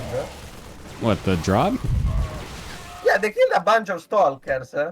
Like, Yeah, I guess it did. Oh, yeah, I guess it did kill 6, but 15 Marines and 2 medevacs. I mean, I said way more than I thought. There were 20 stalkers. I thought the 2 medevacs were gonna die. True. Like, you have to account for the position those Marines were in. Yeah, that's true. I'm still kind of impressed that Echo Soldier had the pylon in the right spot and then even reacted to it right away as well. Usually, a lot of times you see players just have the vision and then they just never look at the minimap, so that was good that he reacted to it. So at least he didn't lose a bunch of probes for that, so army can be recovered, so I think it should be okay. How is bad fate? What? How is countering my play based on experience cringe? How is creating non-games cringe a poor fate argument? I 100%. Are we going on this again? Oh no. I mean, I'm being called out, but like it's where? It's a damn take. Where? Bull. Oh, you're like scrolling up in chat? Okay. No, it's not scrolling up. What? Oh, sorry, I forgot. My Twitch chat is like small because it's on OBS. I forgot. No, yeah. I was the one that advocated for that.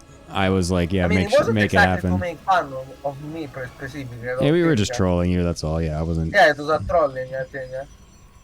To be honest, the one thing I'm proud of is that during the whole game, I called how fucking shit Rock was playing for his rank. I kept saying, what the fuck is this? He's playing terribly. He doesn't look like so I definitely Yeah, you did catch on pretty quickly to it, so that was, but you never. I never imagined it was someone else. That did not cross my mind. Exactly. I won't say, oh, I suspected it, because I didn't. But I didn't notice that the quality play was definitely like definitely not what I was expecting from Lockdown. I was like, what the fuck is this shit?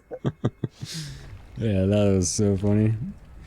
And what was even funnier as well is that because he did that name change, he couldn't change it back, and so then he played in some other tournament casted by like Roddy or something, and then Roddy just thought it was Lock as well, which is so funny. And then like we had like 3 people in chat to be like, no, that's not Lock. This is some guy named New Horizons. Like we changed his name for a meme. Like, I don't think it ever got through, but it was very funny. Okay, Revo is going for the push that was prepared since infinite time ago, and the supply doesn't lie. Look at this supply. Look at this supply. Very good Todd impersonation there. I liked it. Look at the supply. Oh my god, this is a terrible engagement though out of Revo. This is like the best scenario possible for Echo. For Holy shit. He did have an observer, so he did kinda pounce on the army when it was moving out. So well played by Ego here. Yeah, that was great. That was literally the best possible scenario that you could have hoped for there, because that army differential was actually gargantuan. This drop is actually going to fuck this 4th base up so hard though, so that's still not great. Echo's not found himself in a winning position with that fight, but he's definitely put himself in a spot to hopefully get there eventually, because Revo's still got plenty here. If that fight tells us anything, if Revo didn't manage to win with a 60 supply advantage, I doubt he's gonna win with a 20 supply advantage, right? Well, I mean, if he had just fights at all correctly, even just a stim A move in that fight before would have kind of done better than what actually happened, I think so. But yeah, I see your point. I understand where you're going there. The upgrade lead is also kind of insane for Revo as well, so that's only going to get better over time because he's the one that will continue to stay up on that, whereas the second forge for Echo is only just starting here, so he's got a bit to catch up there.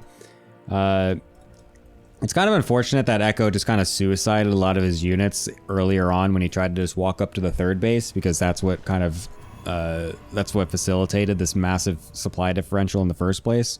So maybe things could have actually been swinging super hard in his favor in this point if that move out fight still ended up happening that same way. But for now, it's basically going to be even, about as even as you can assume in a pool 4 match, I guess, with Revo slightly ahead, I would say, or actually just kind of straight up ahead. I'll be bold. I'll say that.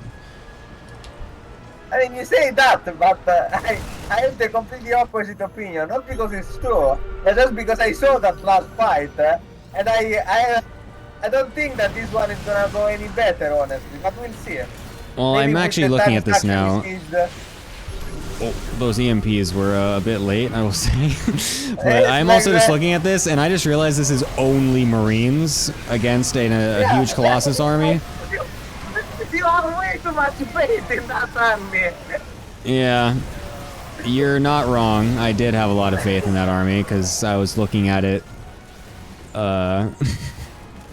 without realizing the Marines were there. You don't whisper. You are not the 3K whisperer like me. You don't know how this match up at lower level. That doesn't work the same, you know? Because the MPs don't connect, the tanks are not sieged, the Ravens are not matrixing. I mean, I was just looking at it at an objective, you know, like he's on paper ahead, you know? Yeah. If this was Maru versus Max Pax, maybe.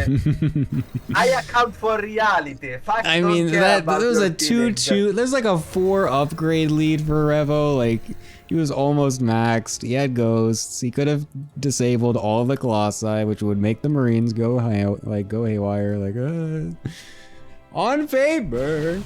But obviously, this is not an on paper match. But Echo doesn't have a War Prism here with him, so this fight can't exactly be reinforced here, and he's pushing himself in quite an awkward spot to maybe get flanked here. Although, he's still got just so much shit. But he's gonna run away anyway, actually. Okay. The EMPs did a nice job there of dissuading Echo from committing any further. Revo shouldn't lose all of his units randomly, though. Please pull those back, thank you. Yeah, this is just going to get better and better for Echo at this point now because his double upgrade is finally kicking in here. Actually, he's lost all of his splash damage, I just realized, so that's not that great. And he's only got one robo as well. Idea. What's your idea? I just thought about it. Okay. Instead of, you know how there is the pause in between matches? No, not even matches, like, what do you call it? Like, the best of 7, basically. Between the two best of 7, we have a big pause, usually. You have a big what? A big pause. Pause. Pause. Yeah, pause. Like an intermission? Like a break? Yeah, you have an intermission. A break. You have a break, right? Instead of a break this time, you put me and Bulma in the same thing. Because I want to talk him face to face with his bad faith arguing thing. I don't forget. I'm triggered because that's such a bad way of describing it, and it's wrong. And I know it's wrong. I want to have this debate. I will have this debate. I'm afraid that I'm never going to be able to stop it from if it gets started. Wow. But do it. I mean, the chat, Gemini, I'm just saying the chat seems pretty enthusiastic about it. Yeah, I mean, the chat is an advocator of chaos, so they just, they want... I'm also an advocate of chaos. Yeah, so they just want shit to hit the fan no matter what. I'm here trying to have a, you know, an actual structured run and nice run league over here with my name on it, essentially. But yeah, I mean, I don't care. Sure, you can do it. Oof.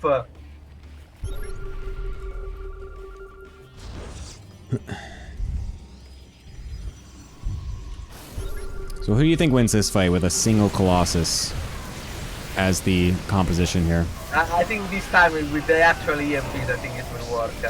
Oh, some nice little micro against the disruptor as well. Actually got the EMPs on. Oh. Yeah, and that was anticlimactic.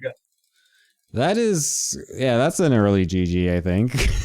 No, I think the game was completely over. I don't think it was early. It was just like a weird timing. Yeah. Usually you would lose all of the army before GGing, but it was completely justified. Like, look at the game at this point. Do you really think there is any chance for the Protoss? Yeah. I also didn't realize that. Actually, there's still 10 gateways. I mean, yeah, it's not going to be easy, but yeah, I think the fact there was no second robo especially is rough. But yeah, it was a bit awkward timing. But anyways, Revo here keeping his team in the game here. It's not going to be over yet. You know, that is the highest amount of wins that Waste Management has found at a match ever since week 1. Gemini. Yeah. There is a strong possibility this will be a haste match. Yeah, there is a possibility, you're right. Is this the first haste match? No, my team had one last week. Ooh. Oh yeah, that was after you left. That's right. You left. Oh, okay. I was like, okay, I didn't know. So like, wait, I didn't cast it. Yeah, it was actually a pretty good game too. You missed it. You missed the excitement. Yeah, I missed it. You never know. Revo might have gotten scared and pulled back. I mean, I guess there's always a possibility, a tricky, that your opponent never attacks you. But to be honest, I think that even Revo realized it was hard winning there. Yeah, it would have been tough. I think it's still worthwhile just to stay in anyway, at least get another fucking warp in to help reinforce your shit and whatnot, but it was not a... I mean, he wasn't really... Echo wasn't exactly setting himself up very well in that game towards the end because he was just making almost only gateway units against a fully rounded out Terran army, so... It would have been rough. Definitely would have been a bit tough there.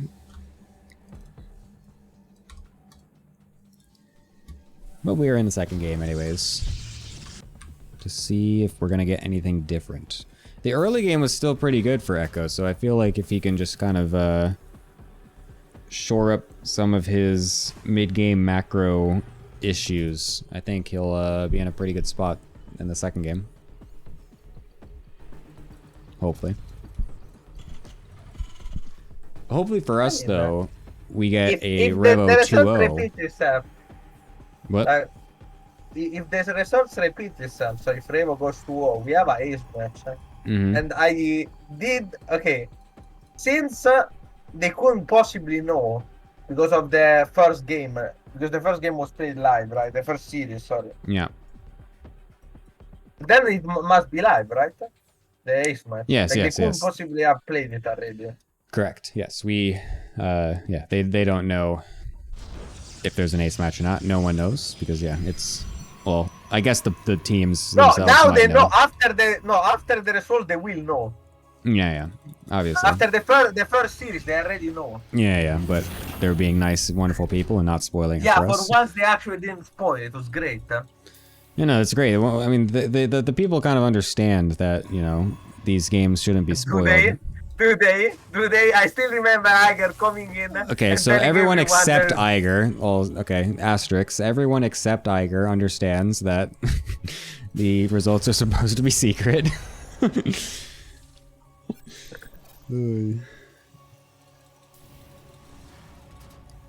Anyways, we got a proxy gate coming down here from Echo, so something a bit different. He'll be... Oh, he's actually got a second gate in his base already, too. He's going for 3 gateways. What the fuck? Is this a real build? Not really, no. 4 gate. That would be honestly insane if he does go for a 4 gate. I have a real life friend. Oh, it's a robo. What the? 3 gate robo. I have a real life friend who plays Target who's named the 4 gate. Wait, what? A real life friend of mine who plays StarCraft. Yeah. Well, he doesn't play anymore, but he used to be around 4K. Yeah. And he 4-gated every single game to 4K. Wow. And he's literally named 4-gate. That's insane. I did play versus someone for a really long time that did also 4-gate every single game for like years. Is he gonna find it? No, he misses it. Yep. He Unfortunately, he barely missed it. So He they will go get into the going for main, a though. similar opening. Yeah, I mean, you should definitely be suspicious here. Yeah. I wonder what the Something, reaction is going to be. Something is wrong, I can feel it. I love how Revo's not actually gone into the main yet. He's sitting at the natural and not realizing something's wrong.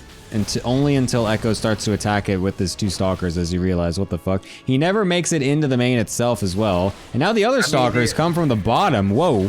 That's actually huge. There is a proxy. What's up? We must know that there is a Oh, proxy. yes, I know. But I don't seeing see the how 2 they fucking gateways is defend very it, though. helpful. With a medivac and a mine. He's not producing Marines! Why? Oh, yeah. He's leaving 2 mines at the front. Oh, no. He's not attacking from there, Revo. Bro, Oh, what no. There's the prism. Unloading everything into the main base. I was not We a have- quick unload. Yeah, it's fine. Gets the job done, you know. working. What is Revo No, he's not making? producing anything, bro. He's got no money. Well, now he He does. has money forever to produce Marines. Yeah. Is this how the game goes? Is Yes. this why we don't get an ace match? Yes, it is. I guess it is. We got 2 Widow Mines, which don't get focus fired, actually. The tank gets out. Does Echo fail to kill this tank. Nope. Okay, he realizes that he can just do that. Good. We'll be able to get on top of everything. Eats the Widowmine shot. Eats the second one as well. Is Remo gonna hold it? No way, No right? way, right? No shot. No way. Hey, these stalkers, a couple of them are a bit low. There's some focus fire. The SCVs get on top of them. Echo is fucking floating. Yeah, I just he's floating a lot of money. He's feeling the heat right now. Oh, he gets pushed back somehow. What? No, he's coming back in now. What's going on? Okay. We're going for another one. All right, more warp-ins. There we go. It's over, right? There's no way. The tank didn't even get started building until just now. That's 2 more than last time, and last time we had. Last time there were also 2 widow mines though, and those. Well, no, okay. Hold up. Hold up. Wait a second. What the fuck am I looking at? There's still 25 SCVs. Tank is out. Drop onto the tank. Oh no, the tank. He's gonna be able to get some good shots on these stalkers, but he's gonna walk up. Nice, okay, getting close enough to kill it. Very nice. Kills the Raven as well. Wants to back away from that auto turret though, because that deals a lot of damage. Unfortunately, we'll eat a lot of it, but we could do some pickup micro here to dodge these marine shots, but that's also okay. That's fine. Dodge marine shots. Well, I mean, you can shuffle. I mean, sorry, I mean like you shuffle them back. What you mean. Yeah, 4 more marines, by the way. Just not. Oh, bro, what the that's fuck? awkward.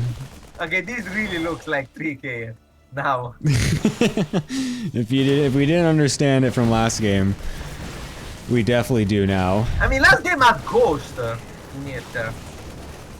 Yeah. Echo Soldier is expanding as well behind this, by the way. So he's using his big resource bank to still prolong his strategy into this game if this stalker attack doesn't find its mark, which I feel like it should eventually. No, maybe not. He's not warping in. The Viking is out. I think it's over at this point, the attack at least. Oh, he's gonna warp in still, even though the Viking's gonna kill the... Wait, what? We got a haze. I can't believe we had this. Wait, what? This was unbelievable. Wait, bro. what? Wait, what? Oh... I'm no. fucking dying. How? Oh no. What the heck? Yeah, this is actually rigged. Oh no. Actually rigged. Oh no. Aluton, did you pay? Did Luonis pay Echo? Oh no. Oh, that's sad. That is unfortunate. I mean, Echo was like, okay, so he wasn't doing it perfectly. Like, yeah, that's fine. But like, his strategy was working. It was good. He was trading well, like well enough. He was expanding. Like he put, like, you know, all things considered, he was playing fine. He was playing good. I don't know why he thought that he was dead in that situation, unfortunately, so that's a bit sad. But that does mean we get an ace match though, so now I'm going to go ahead and talk to the teams to make sure they can get an ace match going. I'm gonna go talk to the desk as well to hear what they have to think about that. But so yeah, Rimbo, we'll be with you very soon. Sure. As we have a bit of an interesting situation here now, gentlemen, as we are finding ourselves in a ace match when really it feels like we shouldn't be at all, really. Mars will talk while I go and talk to these teams. Go. Mars? Don't know if Mars is here. Uh-oh. Mars has left us. That's okay. That's okay. Fine. Go ahead, Bull. You do it instead. Got it. I think in defense of my original prediction that Echo is going to 2-0, both of those games, I think we can clearly see there were definitely opportunities for Echo to win the game. Yeah, the last game, it just feels like I think Echo and Revo both had a little bit of panic. I think Echo was panicking uh, at the idea that he could close the game out and was kind of getting a little bit flustered, a little unsure of how he was supposed to close it out. And similarly, I think the idle production time of Revo, at many points during that eventually successful hold, indicated that he might have been quite panicked as well. I think, I know this is the meme that everyone, including me, says every week, but I think in no series is it more applicable to say that the people deserve the Echo Revo rematch for the ace match. I think Echo, honestly, if he played a straight up game, he does have the advantage. I was very surprised to see him go for the 3-gate robo in that last game, just because I feel like you have to look at that last one and just think, okay, if I clean a couple things up, if I focus on the fundamentals, I'm the favored player here. So I understand also the nerves, though, that come with being down 0-1 and knowing, that your team really needs the win, and sometimes just, doing something that you maybe didn't prep ahead of time. I mean, Tough to say. I feel like the strategy was still like, I mean, it's not something you do really much ever, but like, it's something that could easily catch someone off guard. And the opening went super well, killing all the Reapers and Hellions. The fact that it was only 2 Widow Mines, you get inside the main base against almost nothing. Like, I think this is it's just unfortunate. I don't know. I don't know. No, I think the start was very good. I think just the idle time on the gateways, the idle time. I mean, even that robo could have been making immortals, right? To go into the natural or something like that. It's just tough. I mean, at that level, you can't expect someone to sort of be nailing every single, part of the build or every part of the strategy, but just needed to focus a little less, I think, on the micro and a little more on the making units. I think if there were 4 or more stalkers there at any given point, which there could have been, then that's an Echo Soldier win. Yeah, for sure. I agree. Oh, Mars is back. Wonderful. Yeah, Mars. I was here, but I think my mic unplugged itself or something. I see.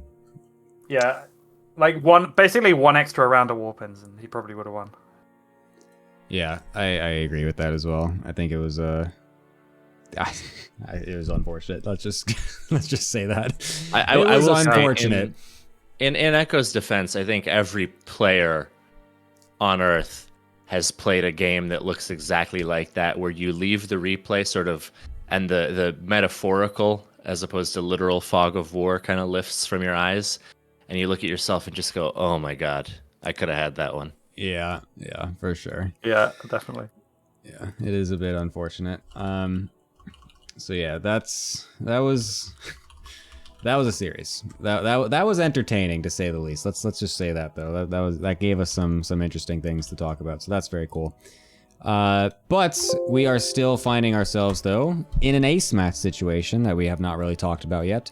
And so that is what we're going to do. And our ace match for the second ace match, actually, of the entire season. We're five weeks in. This is only the second ace match. It is going to be Holy Hit versus Aluton as our ace match, which should be pretty interesting, I should say.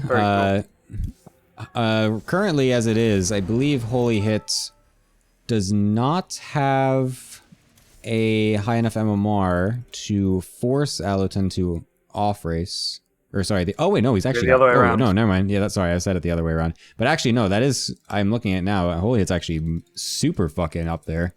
So actually, I think he will force the off race. Hold up, let me see if this Aluton is at 52-24. Holy Hit is at 59-38. Is that 600 difference? I can't do math. Yes. Yeah. Sick. Hold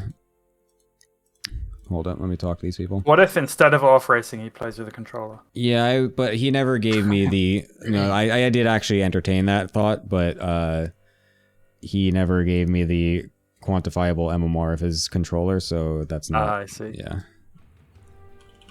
You guys can talk to me about this maps, this ace match while I talk to these players. Yeah, I think if you can get Holy Hit on the off race, obviously that is definitely helpful for Alaton. I think that also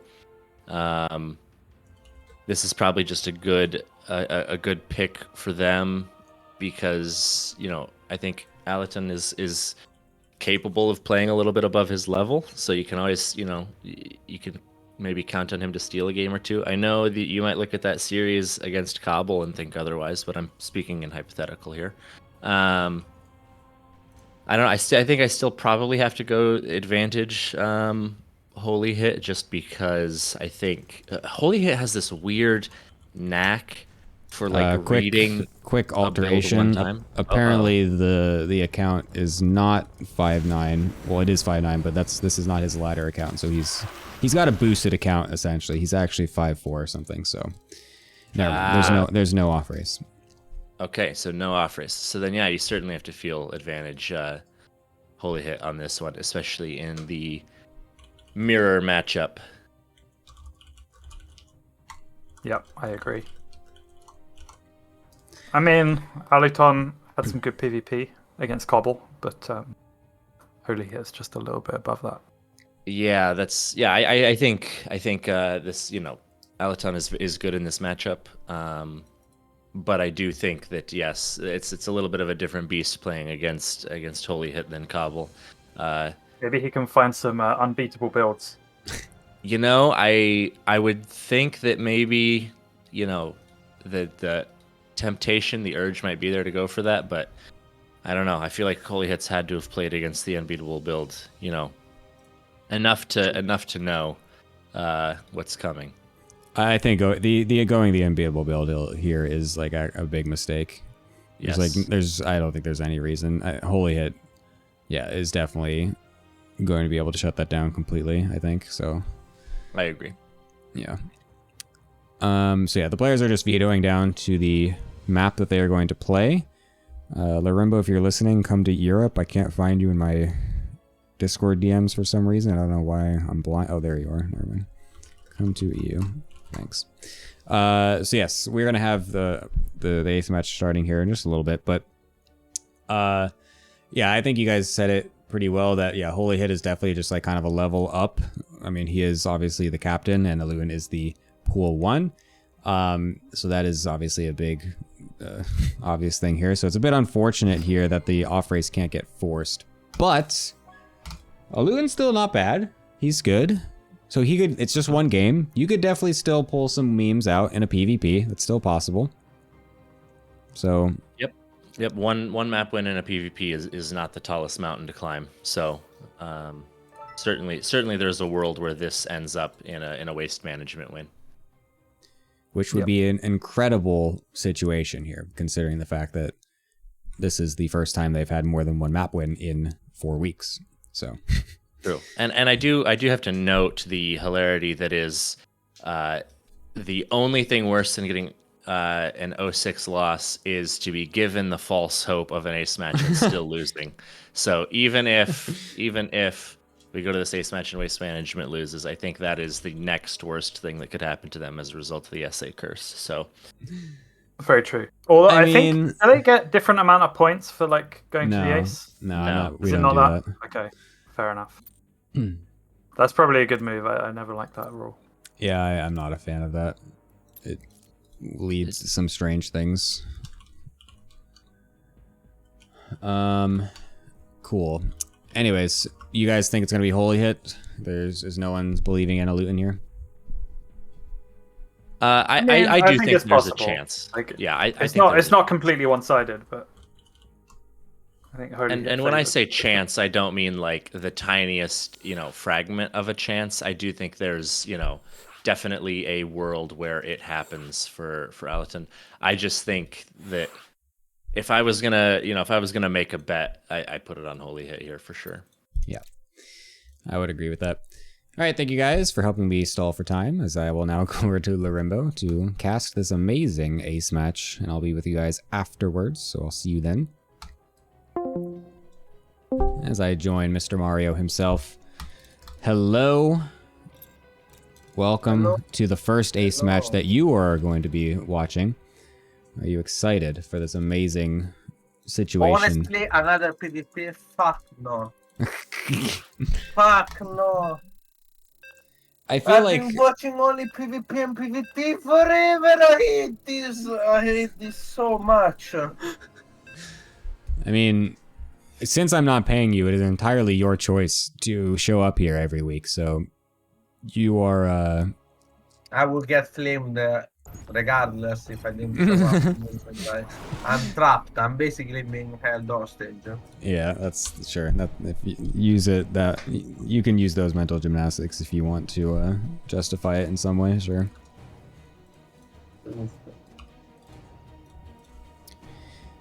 Anyways, it is the ace match. Aluton is on the top left. Holy Hit's on the bottom right. The single player intro of the series. It's sick. I feel like Aluton is gonna do some kind of like weird cheesy shit.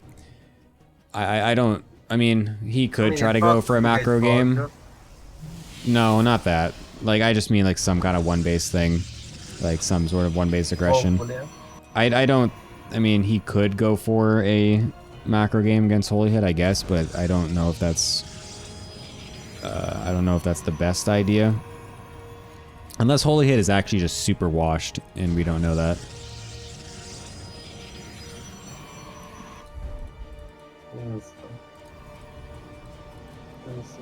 I want to see something interesting. Please show me something that is not a boring PvP. What if Elton tries to go for the proxy nexus again? It's not exciting after I've seen it 3 times again. Every time it goes into a macro game anyway. It's only exciting if he actually does something, you know? Yeah. It does Also, still make it kind of he only does interesting, this, though. I think he only does that against one gate expand. Well, I didn't go one gate expand my series, so. Oof. Okay, never mind then. I don't think he's gonna do it this game though. I would be blown away if he does it again, especially considering I think he only goes 1 gas with it. So he's got his 2. Oh, he might actually kill the probe. Oh my God, Aluton kills the probe from Holy Hit. That's actually pretty big. Huge. He can easily deviate from that and just go into anything he wants at this point, and it's gonna be really hard for Holy Hit to put those pieces together. Target for Aluton. Okay. I think that's just what he does. That's like his standard. Target for the 2 stalkers is the standard. What? Target before the 2 stalkers. Well, doing it that early is because I think he killed the probe, so he can just he can get it super early. I just mean going Stargate before expand is kind of normal for him. He did this versus me as well. He did it last series, so I think he just likes going Oracle. But getting the probe kill at least makes it so that we can get it a little bit earlier, which is still kind of cool for him. So maybe he can catch Holy Hit off guard. But he did go Sentry first, so that's going to help shore up a lot of that, the questions that he will have in terms of the scouting. So this would have been like really difficult for him if this was like a 3-gate robo or something, or some proxy that Holy Hit wouldn't be able to like notice is happening. But since it's just going to be like a normal opener anyway, I don't think it's going to be that big of a deal. Yeah, hopefully we'll scout the Stargate in a relatively short time. Alton is moving across with 2 of his stalkers. Not really sure why that is. Maybe to distract his opponent from the Oracle. The Stargate gets in. No battery and no movement in the main. I feel like Holy Hit is getting baited. Yeah, I'm actually surprised that this is working, because he definitely saw the Stargate with the Phoenix, so I don't know if he just didn't look at it or something, because he is completely unprepared for this. So this is going to actually do an insane amount of damage when it really shouldn't be doing anything at all. Holy shit, this is going to kill so many probes. And it's going to get out. 9 probes go down, and it's going to get out. Oh my god. He's counter-attacking, basically leaning on the other side, and this could actually be kind of tricky for Aluton. He doesn't have much. He doesn't have a battery on the Logan for some reason. He does have some extra warpins now, but no money to go with them. Yeah, I'm kind of... What happened here? He lost 1 stalker. Why does he have so few stalkers behind this? I'm actually so confused. Wow, I haven't been to cancel the Nexus. Oh, well, alright. Any advantage that he found with that Oracle is now immediately gone. Proxy power into the tier. Oh. That's kind of a based decision, I'm not gonna lie. He was very... What's that? I'm extremely perplexed by this game, man. Like this whole game, man. No, I am as well. Perplexing. I mean, this was Holy Hit just not seeing the Stargate with his scout. The two stalkers at the front actually successfully baited him somehow. And now Luton also missing the fucking Harvey going across the map. Yeah, I don't know if he just wasn't warping in or something. I mean, going only two stalkers is so greedy. Like, I don't know why you wouldn't go for... I mean, he's trying to go for like the super fast blink follow-up, but it is very risky to do that, obviously. No battery as well. I mean, I think Alun just tried to be way too greedy on this this follow up to the Oracle. Oh, he needs to scout the Dark Shine, and the robot is already beat. Oh, that's huge. Wow. Is he gonna let it finish, or is he? Oh, he's gonna let it finish. Okay. That is interesting. I don't even know if he knows he has been scouted. Wow, yeah, that's a good point. Good point. Cool. Look at this. The Robo's not actually done yet, so technically these DTs could actually just go in the army here. The blink into the main also might not be anticipated. You might have you can snipe the Robo before it gets out. Oh my, the force! He's got Stalker's whole positioning in the ramp against the DTs! Oh my god, the Robo's dead! He's got no detection! No way! No fucking shot! Oh what the my... fuck? Bro, no way! Oh my god. I mean, it's gonna be hard to get into the main though, because there's still a force field. He's walking- okay, never mind, I thought he was gonna let the fucking DT through. We need to just focus fire the Nexus at this point. We should not be attacking the Stalkers. Kill the Nexus so we can at least have an advantage in that way, Alun. Oh, this is a mistake of... Actually, is it? No, never mind. This is not a mistake at all. This is a mistake from Holy Hit to blink past that, because now the reinforcing Stalkers and DTs are here. Just kill the Nexus and run away, Alun. Yeah, I think the Nexus dies anyway. Oh, the hidden Nexus from Holy Hit is actually super smart, though.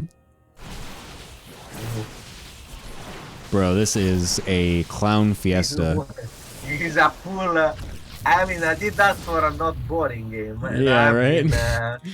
We finally got an interesting PvP for once. On New Humanity, too. Yeah. What are the chances? Alun also realizing the possible of a proxy Nexus, and he's actually scouting with his DT. Unfortunately, it's on the wrong side of the map. Oh, the other one's doing the other side. Nice. Wow. Alun is covering his bases. The blink as well into the stasis! Oh, the stasis that was set up like 3 minutes ago. Actually finding worth. What the hell? Jesus, Alun is cracked out of his mind. Oh my god. Dude, Holy Hit's gonna be so mad because in the chat in the match channel, he's saying he apparently skipped out on a burger date to play this ace match. Oh my and now he's going to lose the ace match as well. Oh no.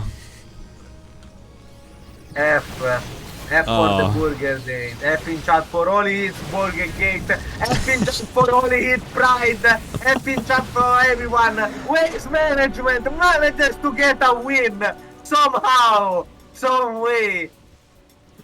Oh my fucking god, I can't believe it. That was just a ridiculous game. Me too, Merkele! Jesus Christ. Oh my god.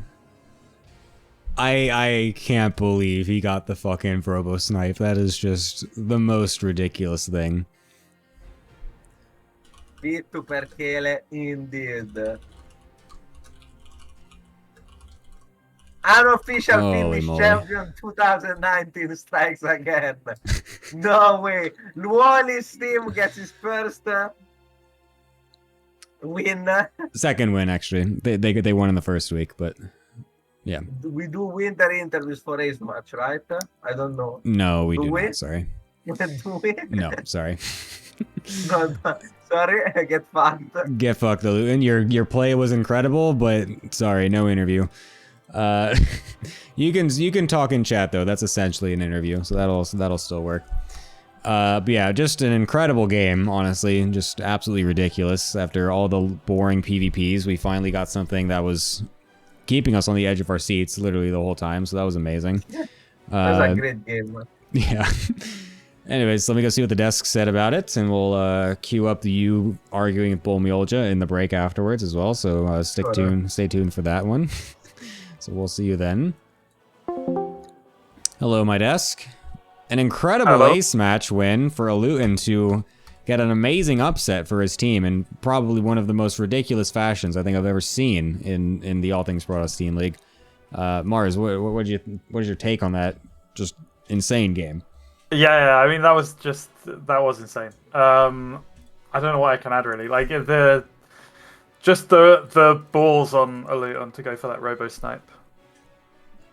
Yeah, and actually managing it as well. Yeah. It's truly something to behold. I mean, this just cue the classic South Park wheelbarrow GIF. You know, we need to bring it in here because Luton definitely just carrying his team over the finish line to finally get another win after their 3-week streak of barely being able to get map wins at all. So an incredible showing from him. Bull Miolja, what'd you think? I have to echo what Mars said about the robo snipe. That is a situation where if you blink in, try to snipe the robo, don't get it, lose your army. That's a moment where the Allerton moment meme is born, right? Could have easily you just look like a away. fucking idiot, basically. Yeah, because of course every dumbass in the chat who has the benefit of hindsight is like, I know that never would have worked. Like I wouldn't have done that. Yeah, but I mean, it obviously panned out. I think Allerton correctly identified that the DTs had the potential to win the game, sort of then and there. Obviously, the game went on for a couple minutes, but clearly the advantage had been leveraged, so significantly that Holy Hit was not going to get out from underneath the weight of the advantage that had been, created by that play. So very smart. I think everyone on Waste Management needs to get down on their hands and knees and pray to the altar of Revo for pulling out that 2-0 and getting them in this position in the first place. That's for sure. Yeah. Yeah, it's very good. Tough one for Holy Hit. That's a tough one. It was close. There's definitely many opportunities I think for them to pull it off, but just in PvP, you sometimes just can't get all the pieces together like you need to, unfortunately. It's so unfortunate as well because Holy Hit literally scouted everything that game. Even after he lost the first probe, which is so insane, and then even despite that, getting the scout on everything and still taking damage to all of it as well was so unfortunate. Like, he had everything. It just crumbled through his fucking fingers. It's actually so sad. Does anything describe PvP better than that, though? I mean, just that's the frustration of the matchup. Yeah, I know. It's true. What do you mean? Yes, it was all of it. Yeah, what? Come on. Yeah, I know it was the Robo, but still, Holy the DTs would have still... forgetting the Oracle. Yeah, the Oracle that was completely scouted and got almost game-ending damage was pretty interesting. But to be fair, the DTs would have still done some damage in the natural bit, so that is still something. But yes, the Oracle was the bigger of those two. But anyways... A crazy game, absolutely ridiculous. It's really unfortunate for Holy Hit, obviously. Super based for Aluton. But yeah, Holy Hit, sorry that you had to cancel your burger date to play in this ace match and then lose the ace match. I'm sure that doesn't feel great, but yeah, hopefully they'll be able to, reschedule that with you at a later date. Anyways, I'm going to send it off to the next match in just a little bit. Apparently, Bull Miolja and Larimbo are going to be having a debate as this is happening. So yeah, Marsbar, any closing thoughts here? No, just I enjoyed today's matches actually. There was some real bangers. That there were. Very And true. I always like seeing an ace match on a 4-3, especially now. I think they're even score as well, right? They're both 2-3 in the group. Yes, that is correct. Yeah. Yeah. Some big jumbling going on here in the start of the second half of the season, so that's pretty cool. So yeah. Yep. Anyways, thank you, Mars, for joining us. It's always nice to have you here. Thank you. Bullmilja, I'll I talk look to forward you. to listening to the debate. Yeah, for sure. Bullmilja, you'll be sticking around. Actually, yeah, you'll be sticking around for the debate, I guess. Yes. And then Yes, I will. then I kicked you out. That's right. I kicked you out for the second match because someone else signed up, so that's cool. Anyways, yeah, I'm gonna go ahead and do that, I guess, and then we'll be back with the second match soon. So yeah, don't go anywhere, people. How am I doing this? All here. I'll bring you over to the caster desk here. That's what we'll do. Come with me, Bull. All right. Here's Bullmilja, Mr. Larimbo. You guys can, I guess, go at it. I'm gonna put a 5-minute timer on the screen, and you guys can do whatever you want to do. Don't get my fucking Twitch chat banned, all right? No worries, no worries. Would I ever do that? Yeah, No, I wouldn't. Yeah. All right, go ahead. Have fun. I'm gonna go to the bathroom and shit. All right. To prevent this from instantly derailing into degeneracy, we just got to set the thesis. And so I'm going to explain what I think your thesis is, and you correct me if it's not accurate. Okay. So the thesis is blind countering someone is approximately just as cringe as barcoding because Yeah, approximately, yeah. both of those things have an impact on the game that is not determined by what happens in the game. So Well, barcoding. no, wait. I do not agree with this. What I said was slightly different, was slightly more nuanced. I said if you want to make an argument for impact on the game of barcoding, because Gemina was making that argument, I think by the same logic you should apply that to Blind counters. to blind countering. But that is not why personally don't like blind countering. I stated the reason why I do not like blind countering, I think it's insanely cringe. In certain ways, even more cringe than barcodes, is because it creates non-games. Games that are decided at the start by flipping a coin. If you are, for example, if you are scouting for proxy before scouting me, and I'm not proxy and I'm playing 17-16, you are dead. The game is over before, like, I didn't even have to do anything. The game automatically ends because you decided to pull the blind counter and I didn't go for the things that were blind countering. That is a non-game. It's like, whether or not that game happened, there was never any improvement. There was never any meaning. I would even not be proud of winning such a game because it's a complete non-game. I won Sure. against Denver once in exactly this position. It was a coincidence. It wasn't. I wasn't blind countering, but I chose a build. He chose a build. It was a build order lost. The game was over in 5 minutes, despite Denver being 1,000 MMR above me. This is a non-game. Here, I think, is the problem with that analysis.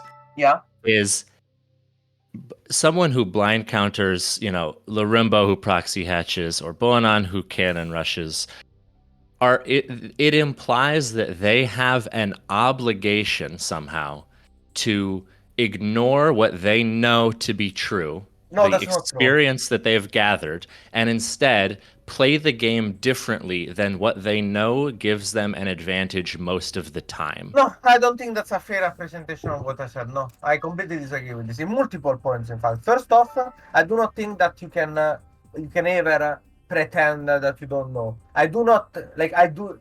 Right. I agree. You can't pretend to not know. That's why I think it's fine. I will never ever ask for my opponent to act like they don't know what I play. If you play against me and you play saver or you scout more than usual, I do not consider that a blind counter or cringe at all. I do not consider if you scout me and you see something Hold on. So wait, you don't blame them for scouting more than usual because they know Larimbo likes to I do blame them tricky builds. for So blind hold on, countering. but Yeah. you say it's wrong for them to 2 worker scout at the very beginning. So where No, do that's you not what draw the line between scouting more than usual and I draw scouting if too the game much? is It's an lost. arbitrary distinction No, that it's not an you are arbitrary setting. distinction. It's a very easy distinction. If you're playing against me and you take 5 seconds more with your probe, or you go back with your probe to double check what if I'm expanding, for example, and I'm expanding, you do not trust the game. If you double send a probe and I'm not doing what you think you're doing, the game is over in Grandmaster. So, but that by that It's a logic, long game. you are The logic making is exactly what I said before. The no, creation of no. non-games. What you are saying is if you are wrong, it becomes a non-game. Even So if am you're right, I? it becomes a So non-game. wait. When my opponent is cheesing me and I play a little bit too greedy, is it a non-game instantly? Did you do Because it on I purpose? made the wrong choice. Well, it is a non-game, yeah. I said it so. Okay, For example, the Denver one. so every game where someone makes a bad choice is a No, non-game. no, that's not about bad choices. It's not about bad No, choices. you It's about the just game being no. Wait a second. If you play blind grid and you're in the early game and you had no point or no decision making in that process, the game is a non-game. If you open Nexus first and I'm 12 pulling, you had a decision, but you didn't have any decision regarding me. You didn't make a Well, Nexus wait, first hold on. because scouting. The decision No. was This made is the before the same game thing. even started. No. If This the is game the could have same been thing. called before the game even started, like just the No, opening. That's why it's a non-game. There was no interaction between the players. I never stated that it's about being greedy. no. The interaction has already happened between the players. They are applying potentially their past experiences with each other to the current game. I mean, that Yeah, is the that's a non-game. definition of Yeah, metagaming. that's a non-game then. Okay. No, that's smart and strategic and separates regular players from great players. That's Players who are able that's to tossing a identify coin. their If advantages. you think tossing a coin is smart and No, strategic, hold on. You call it tossing a it coin is. because you don't think that it's sort of the correct or true way to play the No, game. I call it because it's literally RNG. Because every good cheeser, No, it's even not Bonan, RNG.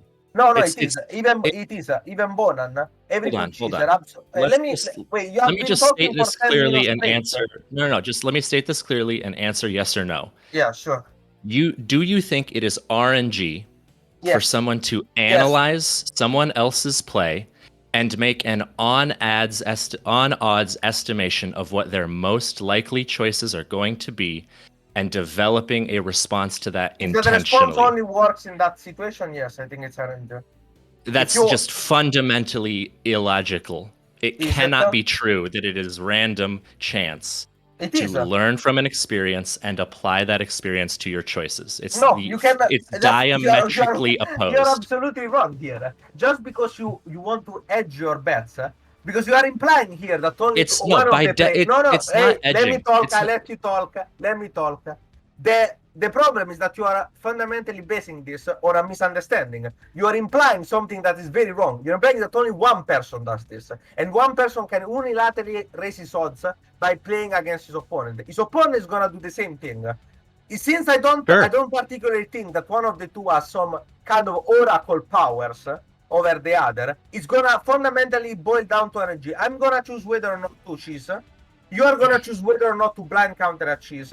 And the interaction of these two things, which we were decision made before the game, will give us a thing. Since both of us do exactly the same thing, to imply that this is not pure RNG means that one of the two has somehow inside information whether or not, or like as a somehow accurate statistical estimate on how likely the opponent is to play a certain build.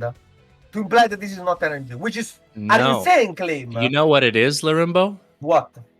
It's competition. That is the fundamental basis of every competition.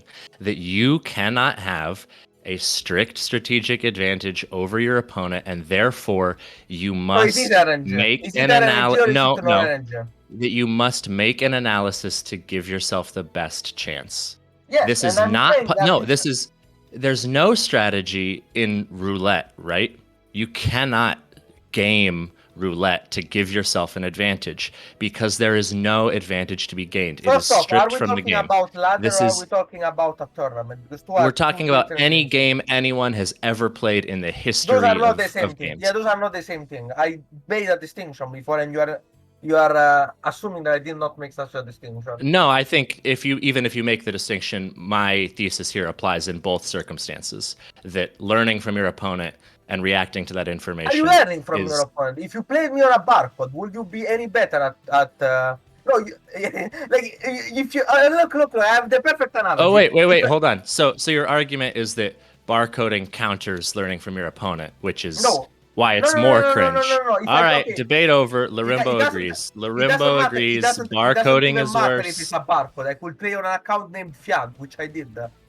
It doesn't matter. Like I'm just saying, if you learn something, if I'm learning integrals and I just learn by memory how to do an integral, but I don't know how to do any other integral, and if I give you a very similar integral that's fundamentally like a different number, you cannot solve me. No one in the right mind will say that you learned how to do integrals, and this is exactly the same thing. You didn't learn how to defend a build. You learned how to blind counter an opponent. It's a thing that only applies if your opponent is playing the build, and in that situation, you didn't learn anything. You didn't improve at the game. You didn't improve at defending the build. You just learned a way to make a non-game. If I'm playing against 13-12 and I play 12 pull against it every game, I'm not learning how to defend 13-12. I'm making a non-game. You're learning how to beat the build. No, you're not. And if you think but hold on. If I win the game every time I choose that build, didn't I learn how to win the game? If you lose every time I don't choose that build, did you learn how to counter that build? No, you just took a gamble. Hold on. Why is learning how to counter the build in whatever is the quote unquote right way better than winning the game? It's not. It's just okay. Then who cares? It's better. Yeah, it's not. It's better, who cares then? If it's not better, then who cares? Well, yeah, but I don't play. If you want to argue that no games are good, then I'm fine with it. I'm just arguing I don't play so that Larimbo thinks I played a real game. I played to win the game. Yeah, that's perfectly fine. So if you think non-games are fine, or if you don't agree with my characterization of non-games, that's absolutely fair. I think there's no such thing as a non-game. It doesn't exist. I made a very distinct definition of what a non-game is. The game is decided before the game even starts. It's a non-game. No, nothing that happened in the game actually mattered. It was decided from the start. There's no such thing as a game decided before it starts. If you think there's not, you are not good enough at this game. I'm sorry. Hold on, Larimbo.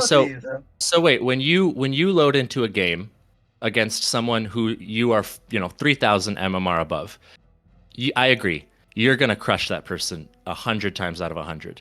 But do you have to play the game, or do you just win as soon as the counter hits 0? No, but yes or no? Yes or no? Do you have to play the game? Yes, I do have to play. Okay, then it's a game. There's no such thing. That's a ridiculous thing to say. No, absolutely. It's totally ridiculous. No, absolutely I'm over this. Larimbo's wasting everyone's time. Put a poll up. Who won this thing? Put a poll up. Larimbo's wasting our time. Let's go. Okay, I'll cut in then to. Oh wow, he left. Okay. Oh my god! Imagine call me bad faked and pull this shit. Yeah. Oh my fucking god! I defend a non-game. Okay. Yeah, I personally, I don't know. I believe with Bullmilja, but also him leaving is kind of funny and kind of also goes to your point of people just leaving the debates. But it's also because we're in the middle of a tournament here, so. 1 second. Anyways, that was fun and entertaining. Thank you, Larimbo. But we're gonna go ahead and get started with the actual series now, and so that's what we're going to do. The debate was over. No, you just arbitrarily declared victory. Anyways, we're gonna get on with the series now. So here we go. La la la.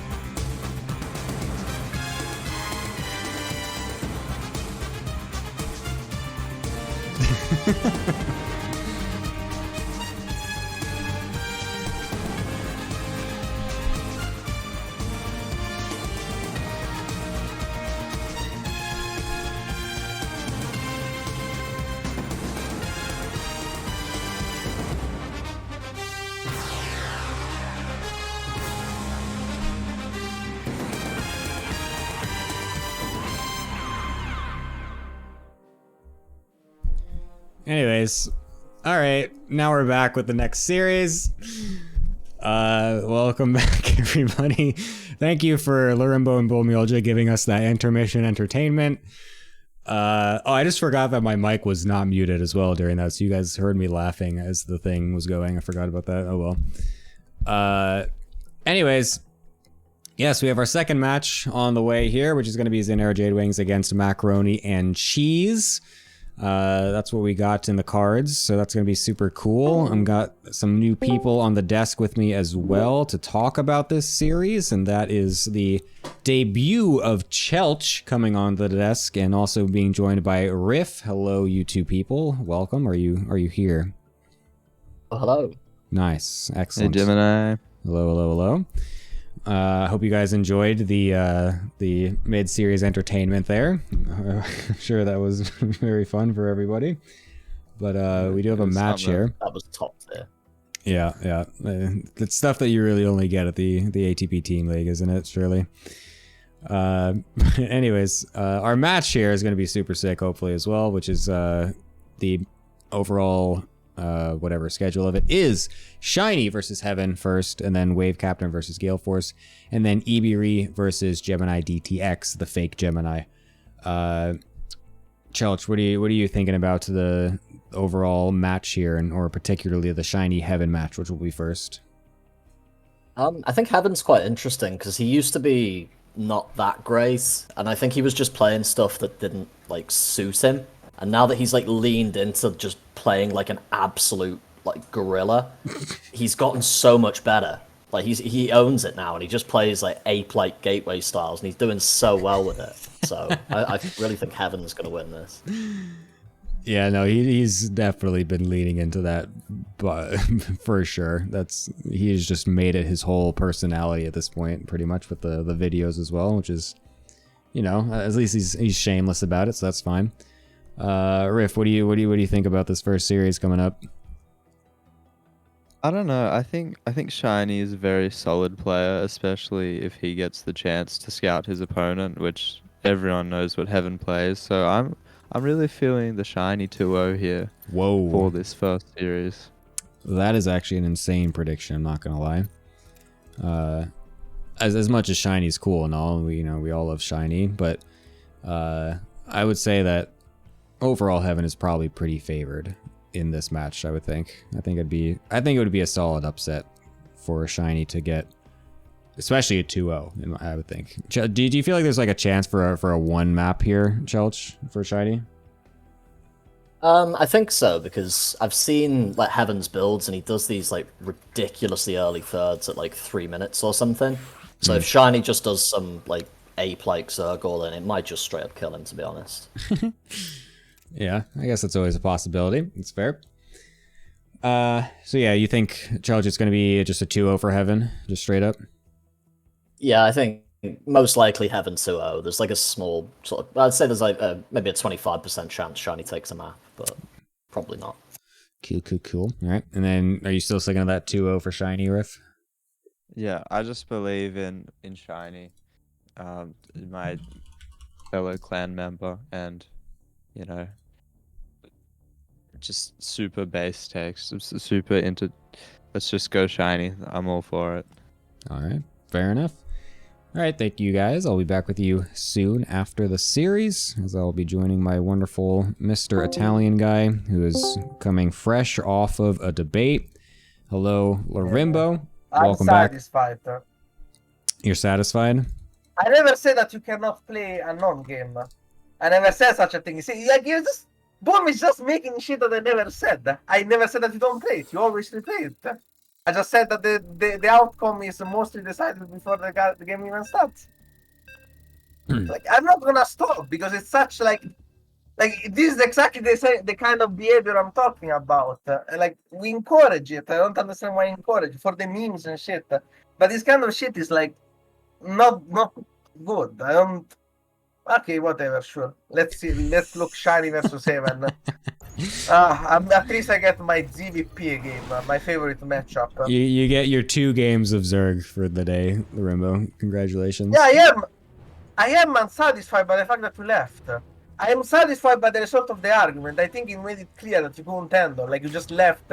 Well, like you stopped me from speaking. You started screaming and then left. Well, like, also to be fair, it's in the middle of my show, so yeah. I kind of am happy that he did that. I was about to cut it anyway, but I'm glad that he did it for me, so I didn't have to be the one to do it.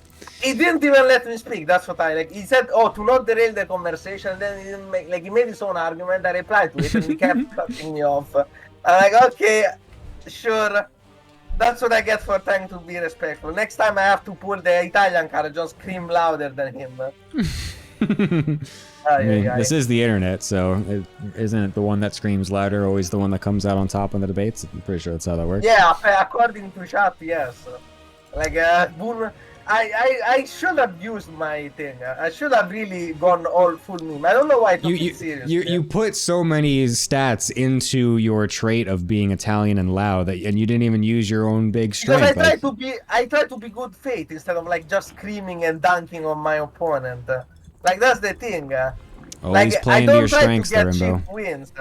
I should have well, just don't you cheese every game? What do you mean you don't like cheap wins? Yeah, I'm talking about something fundamentally. I got him, guys. I got him. No, I got him.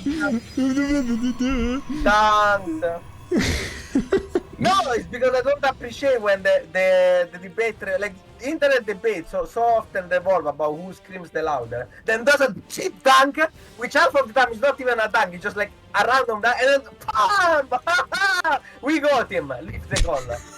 Like that's, I can do that too. It's just what? Oh my god! All right. Like, bro, what? Anyways, I will be fucking ashamed of making a thing like this. Anyway, standard opening from both players. I hope that Shiny can give us any semblance of a good game from a Zerg. yeah, unfortunately, she's not been having a great time this season. Like we said, she's... Well, I said that if he thinks that a game cannot be decided before the game is even started, he must not be very good at the game. It's not a cheap dunk, I think that's true. Like, it's not... there's nothing bad with being bad at the game. I just mean that if he believes that, I think you can only believe that if you are not... like, when you are in lower MMR, where everything can happen. But at higher leagues, not everything can happen, unfortunately. Got a Twilight Council out of heaven. I wonder if it's going to be Glaives. Not to try to bring this back to the game or anything, but that's exactly what I'm doing. I have seen Evan play a lot. He plays almost everything I understand. I think this is the T drop. Oh, the fast robo as well. He's also not taking out of gas, so I think you're... Well, yeah, you're probably right. I think this is the T. I could be wrong, but I think it's the T drop. Yeah. It's taking a long time to decide where he's putting his DT shrine, but that's fine. No, I mean, because for Glaives adepts, I think you warp in more adepts. Well, yeah, you also take guys off gas in the main as well, so... Yeah, like, this didn't look like DT. Like, this didn't look like Glaives. I mean... You can always go like Glaives into DT or DT into Glaives or whatever shit. The sick Protoss mind games that you love so much that are so intelligent. I mean, you have to play even if the game is decided from the start. Do I think that it should be like that? Yeah, I guess I'm fine with it. But it's just the rules. Like you ask me if it like if you're allowed to declare a win by the, like in my opinion, if someone puts I'm gonna 12 and the other guy puts 13-12, if they both decided to not play it, I would be fine with that as a tournament ruler. But I cannot choose for other people. So yeah, of course it should be played. That's how tournaments work. If it was up to me, no. But you can also not play it. I gave you a nuanced response, but you want to interpret it like you want. Anyways, the Prism got out of the main base without being scouted, despite the fact that there's a bunch of Lings and Overlords patrolling Yeah, but everywhere in they front of the are base. sport already. Not at the third at least base. in the natural and in... Oh, not in the main either. I mean, the main I always keep it too. Yeah, this is a Shani dead going third. for I often do a sim... I don't know why... I don't think this is gonna do anything. Yeah, you don't get there in time. This is a 4DT drop. I think they are just playing for a counter on him, basically. I've played it sometimes. I don't like it that much. What kind of counter roll-in is this? Is this going to get a Nidus, or is it just going to be like Roach speed, Mass Roach on 2 base with a late third because the first one died? Hello, Mr. Oh. I'm trying to think. It's not an easy I'm sorry. I question, thought. Yeah, I'm sorry. I just didn't. Like you asked me a question, but it's not an easy. That's okay. That's I'm not quite sure. I think it's gonna be a straight up Roach attack from the front. If I had to guess from the speed, the Roach speed. But honestly, knowing Shiny, I would be surprised if they actually commit. Well, like they fake it? Yeah, I think they might go macro after all. But because it's good, I don't think you can go macro in this position. I just think that they might go for it. No, okay, they're looking for an all-in. I've never seen Shiny all-in my entire life. That's why I'm so surprised. Like, the thing is, this is an all-in, clearly. But Shiny all-inning is like saying, I don't know. I feel like I feel like once Shiny came over here and saw that there was no third, if there was just a massive drone influx after that, I feel like that's a better play. No? Yeah. Because she made a huge thing of Lings as well, like right as the third base was about to get scouted. I mean, these are 2 base all-in by Haven. Well, only as a reaction to the fact that Shiny looked like she was going to do a 2 base all-in, so. Now losing to this drop in the main is pretty rough as well. Oh, if she can kill the Prism, that could be pretty good, but it's gonna get away. Well, he can kill. Oh, he has the recall. I was about to say, well, if he can join the Prism out, everything else is gonna die. So at least. Yeah, I don't know if I like this that much for Shiny here, because I think Heaven will be able to just do a pretty strong 2 base all in with this huge immortal count. Yeah, this immortal count is massive. It's gonna have 1/1 as well with it. This is kind of an insane thing that we didn't even notice. I mean, that the fact that it's going 1/1. The +1 shields. Yeah. This is the most Heaven thing ever, by the way. Like, Heaven is a degenerate, bro. He plays like unleashed builds. Yeah. It's like it never looks like it should work, and then that it somehow just does, and it just doesn't make any sense at all. But the thing is that he's just like, he makes a decision and he just goes for it, you know? He's just like, oh, okay, well, I'm just not taking a third, whatever, I still have 1/1. That's fine, I'll just make these upgrades go super fast, boom, boom, I got 1/1, I'm attacking with a shit ton of immortals. It's like, doesn't make any sense, honest, but it works. I'm trying to decide if this was his plan all along, I have a feeling that this was his plan all along. I don't think it was. This was a reaction. I don't think so. I think he definitely tried to take the third earlier. Because this is a build. No, but you take a third, but it's like, it's a 2 base all-in anyway. Oh, like you would just do a fake third? Yeah, this is a build. Like, yeah, that's very similar. No, I agree. I used to do this all the time, yeah, just not with the +1/+1 with it. Yeah, the +1/+1 I think is the Heaven spin on it. Yeah, I don't think it's part of the plan or a reaction. I think it's just the Heaven spin. There's still a lot of roaches, though. I don't think that Heaven can take this, even with all of those immortals. Oh, you just tanked a shit ton of biles with 3 of those immortals. Yeah, but one of them is still pretty low. Oh, that's all pretty huge. The prison is huge. Now you can just use the queens to tank. No, you defend this easy. Yeah, this is very bad for Heaven. Now he's actually in a bad position. Yeah. He's down a lot of army. He doesn't have a clear transition. His third is not done while Shany's third is done.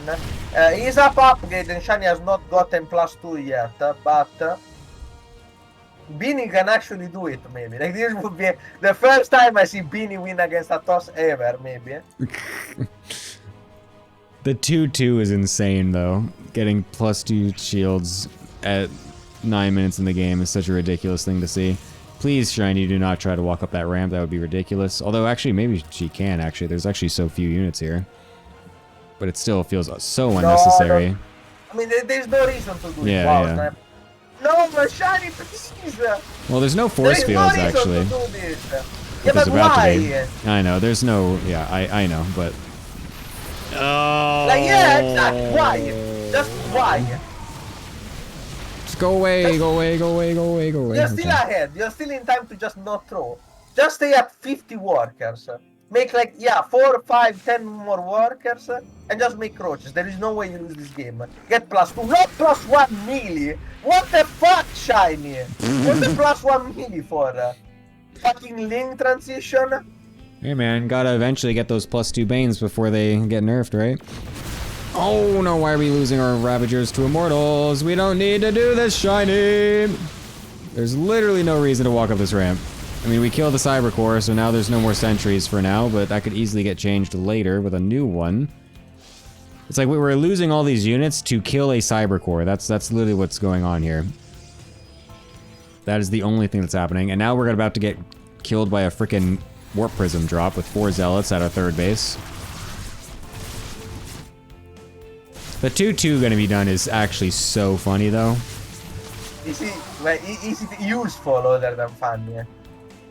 That's the question. I mean, we'll find out. I really can't know, to be honest, but it's very funny. The Disruptor also is going to be potentially huge. Oh! Okay, just barely sees it in time, so that's good. So now we know there's Disruptors on the field. Heaven's actually going to expand with this. To be honest, it was a foregone conclusion. Like, I always make the call here that discuss.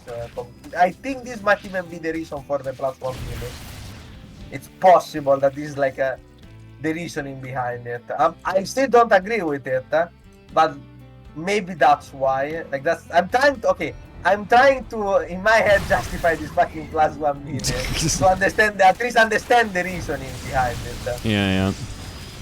I don't think it's gonna matter really. This is just a more units better than less units situation. Oof. The splits against the Disruptors have also been pretty decent, not really getting any big hits.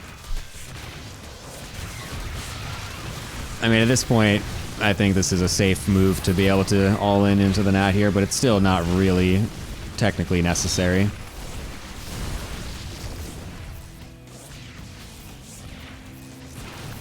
But yeah, this game looks very, very over. Whoa. Finally, a good disruptor shot, not a disruptor shit. Goes off. Can't talk. But anyways, this is some mega cope out of heaven right now. He does have his 2-2, +2 shield, +2 attack, but that can't exactly mitigate a 70 army supply differential, which is about to happen here.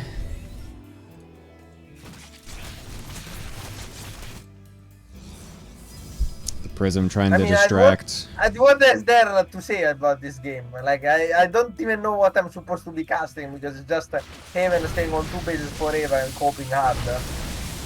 Isn't it fun to be a caster? Is there a world in which Haven wins? No. No, but there's always a possibility. Our friend Bullmod, he shouldn't leave. He should stay until every Oh no! Did he leave? Why fantasy did he leave? GG. Why did he Perfectly leave? timed to counter Larimbo yet again. Bomilja 2, No, Larimbo 0. He should have stayed until every building got destroyed, because there is always a chance to win the game, right? It should be played up until the end. Hey man, what do you do? So funny. Yeah, why not? I mean, it's clearly he's a Larimbo fan, because he left the game because it was decided, no? Is that what it is? Or, I don't know. I literally cannot keep up. I cannot keep up with these fucking debates anymore. I have no idea what's being happening. He should have stayed in until the last seconds. That's the great thing, right? The game is never over. Never over. Yeah, it needs some Terran copium. Bro, what the hell?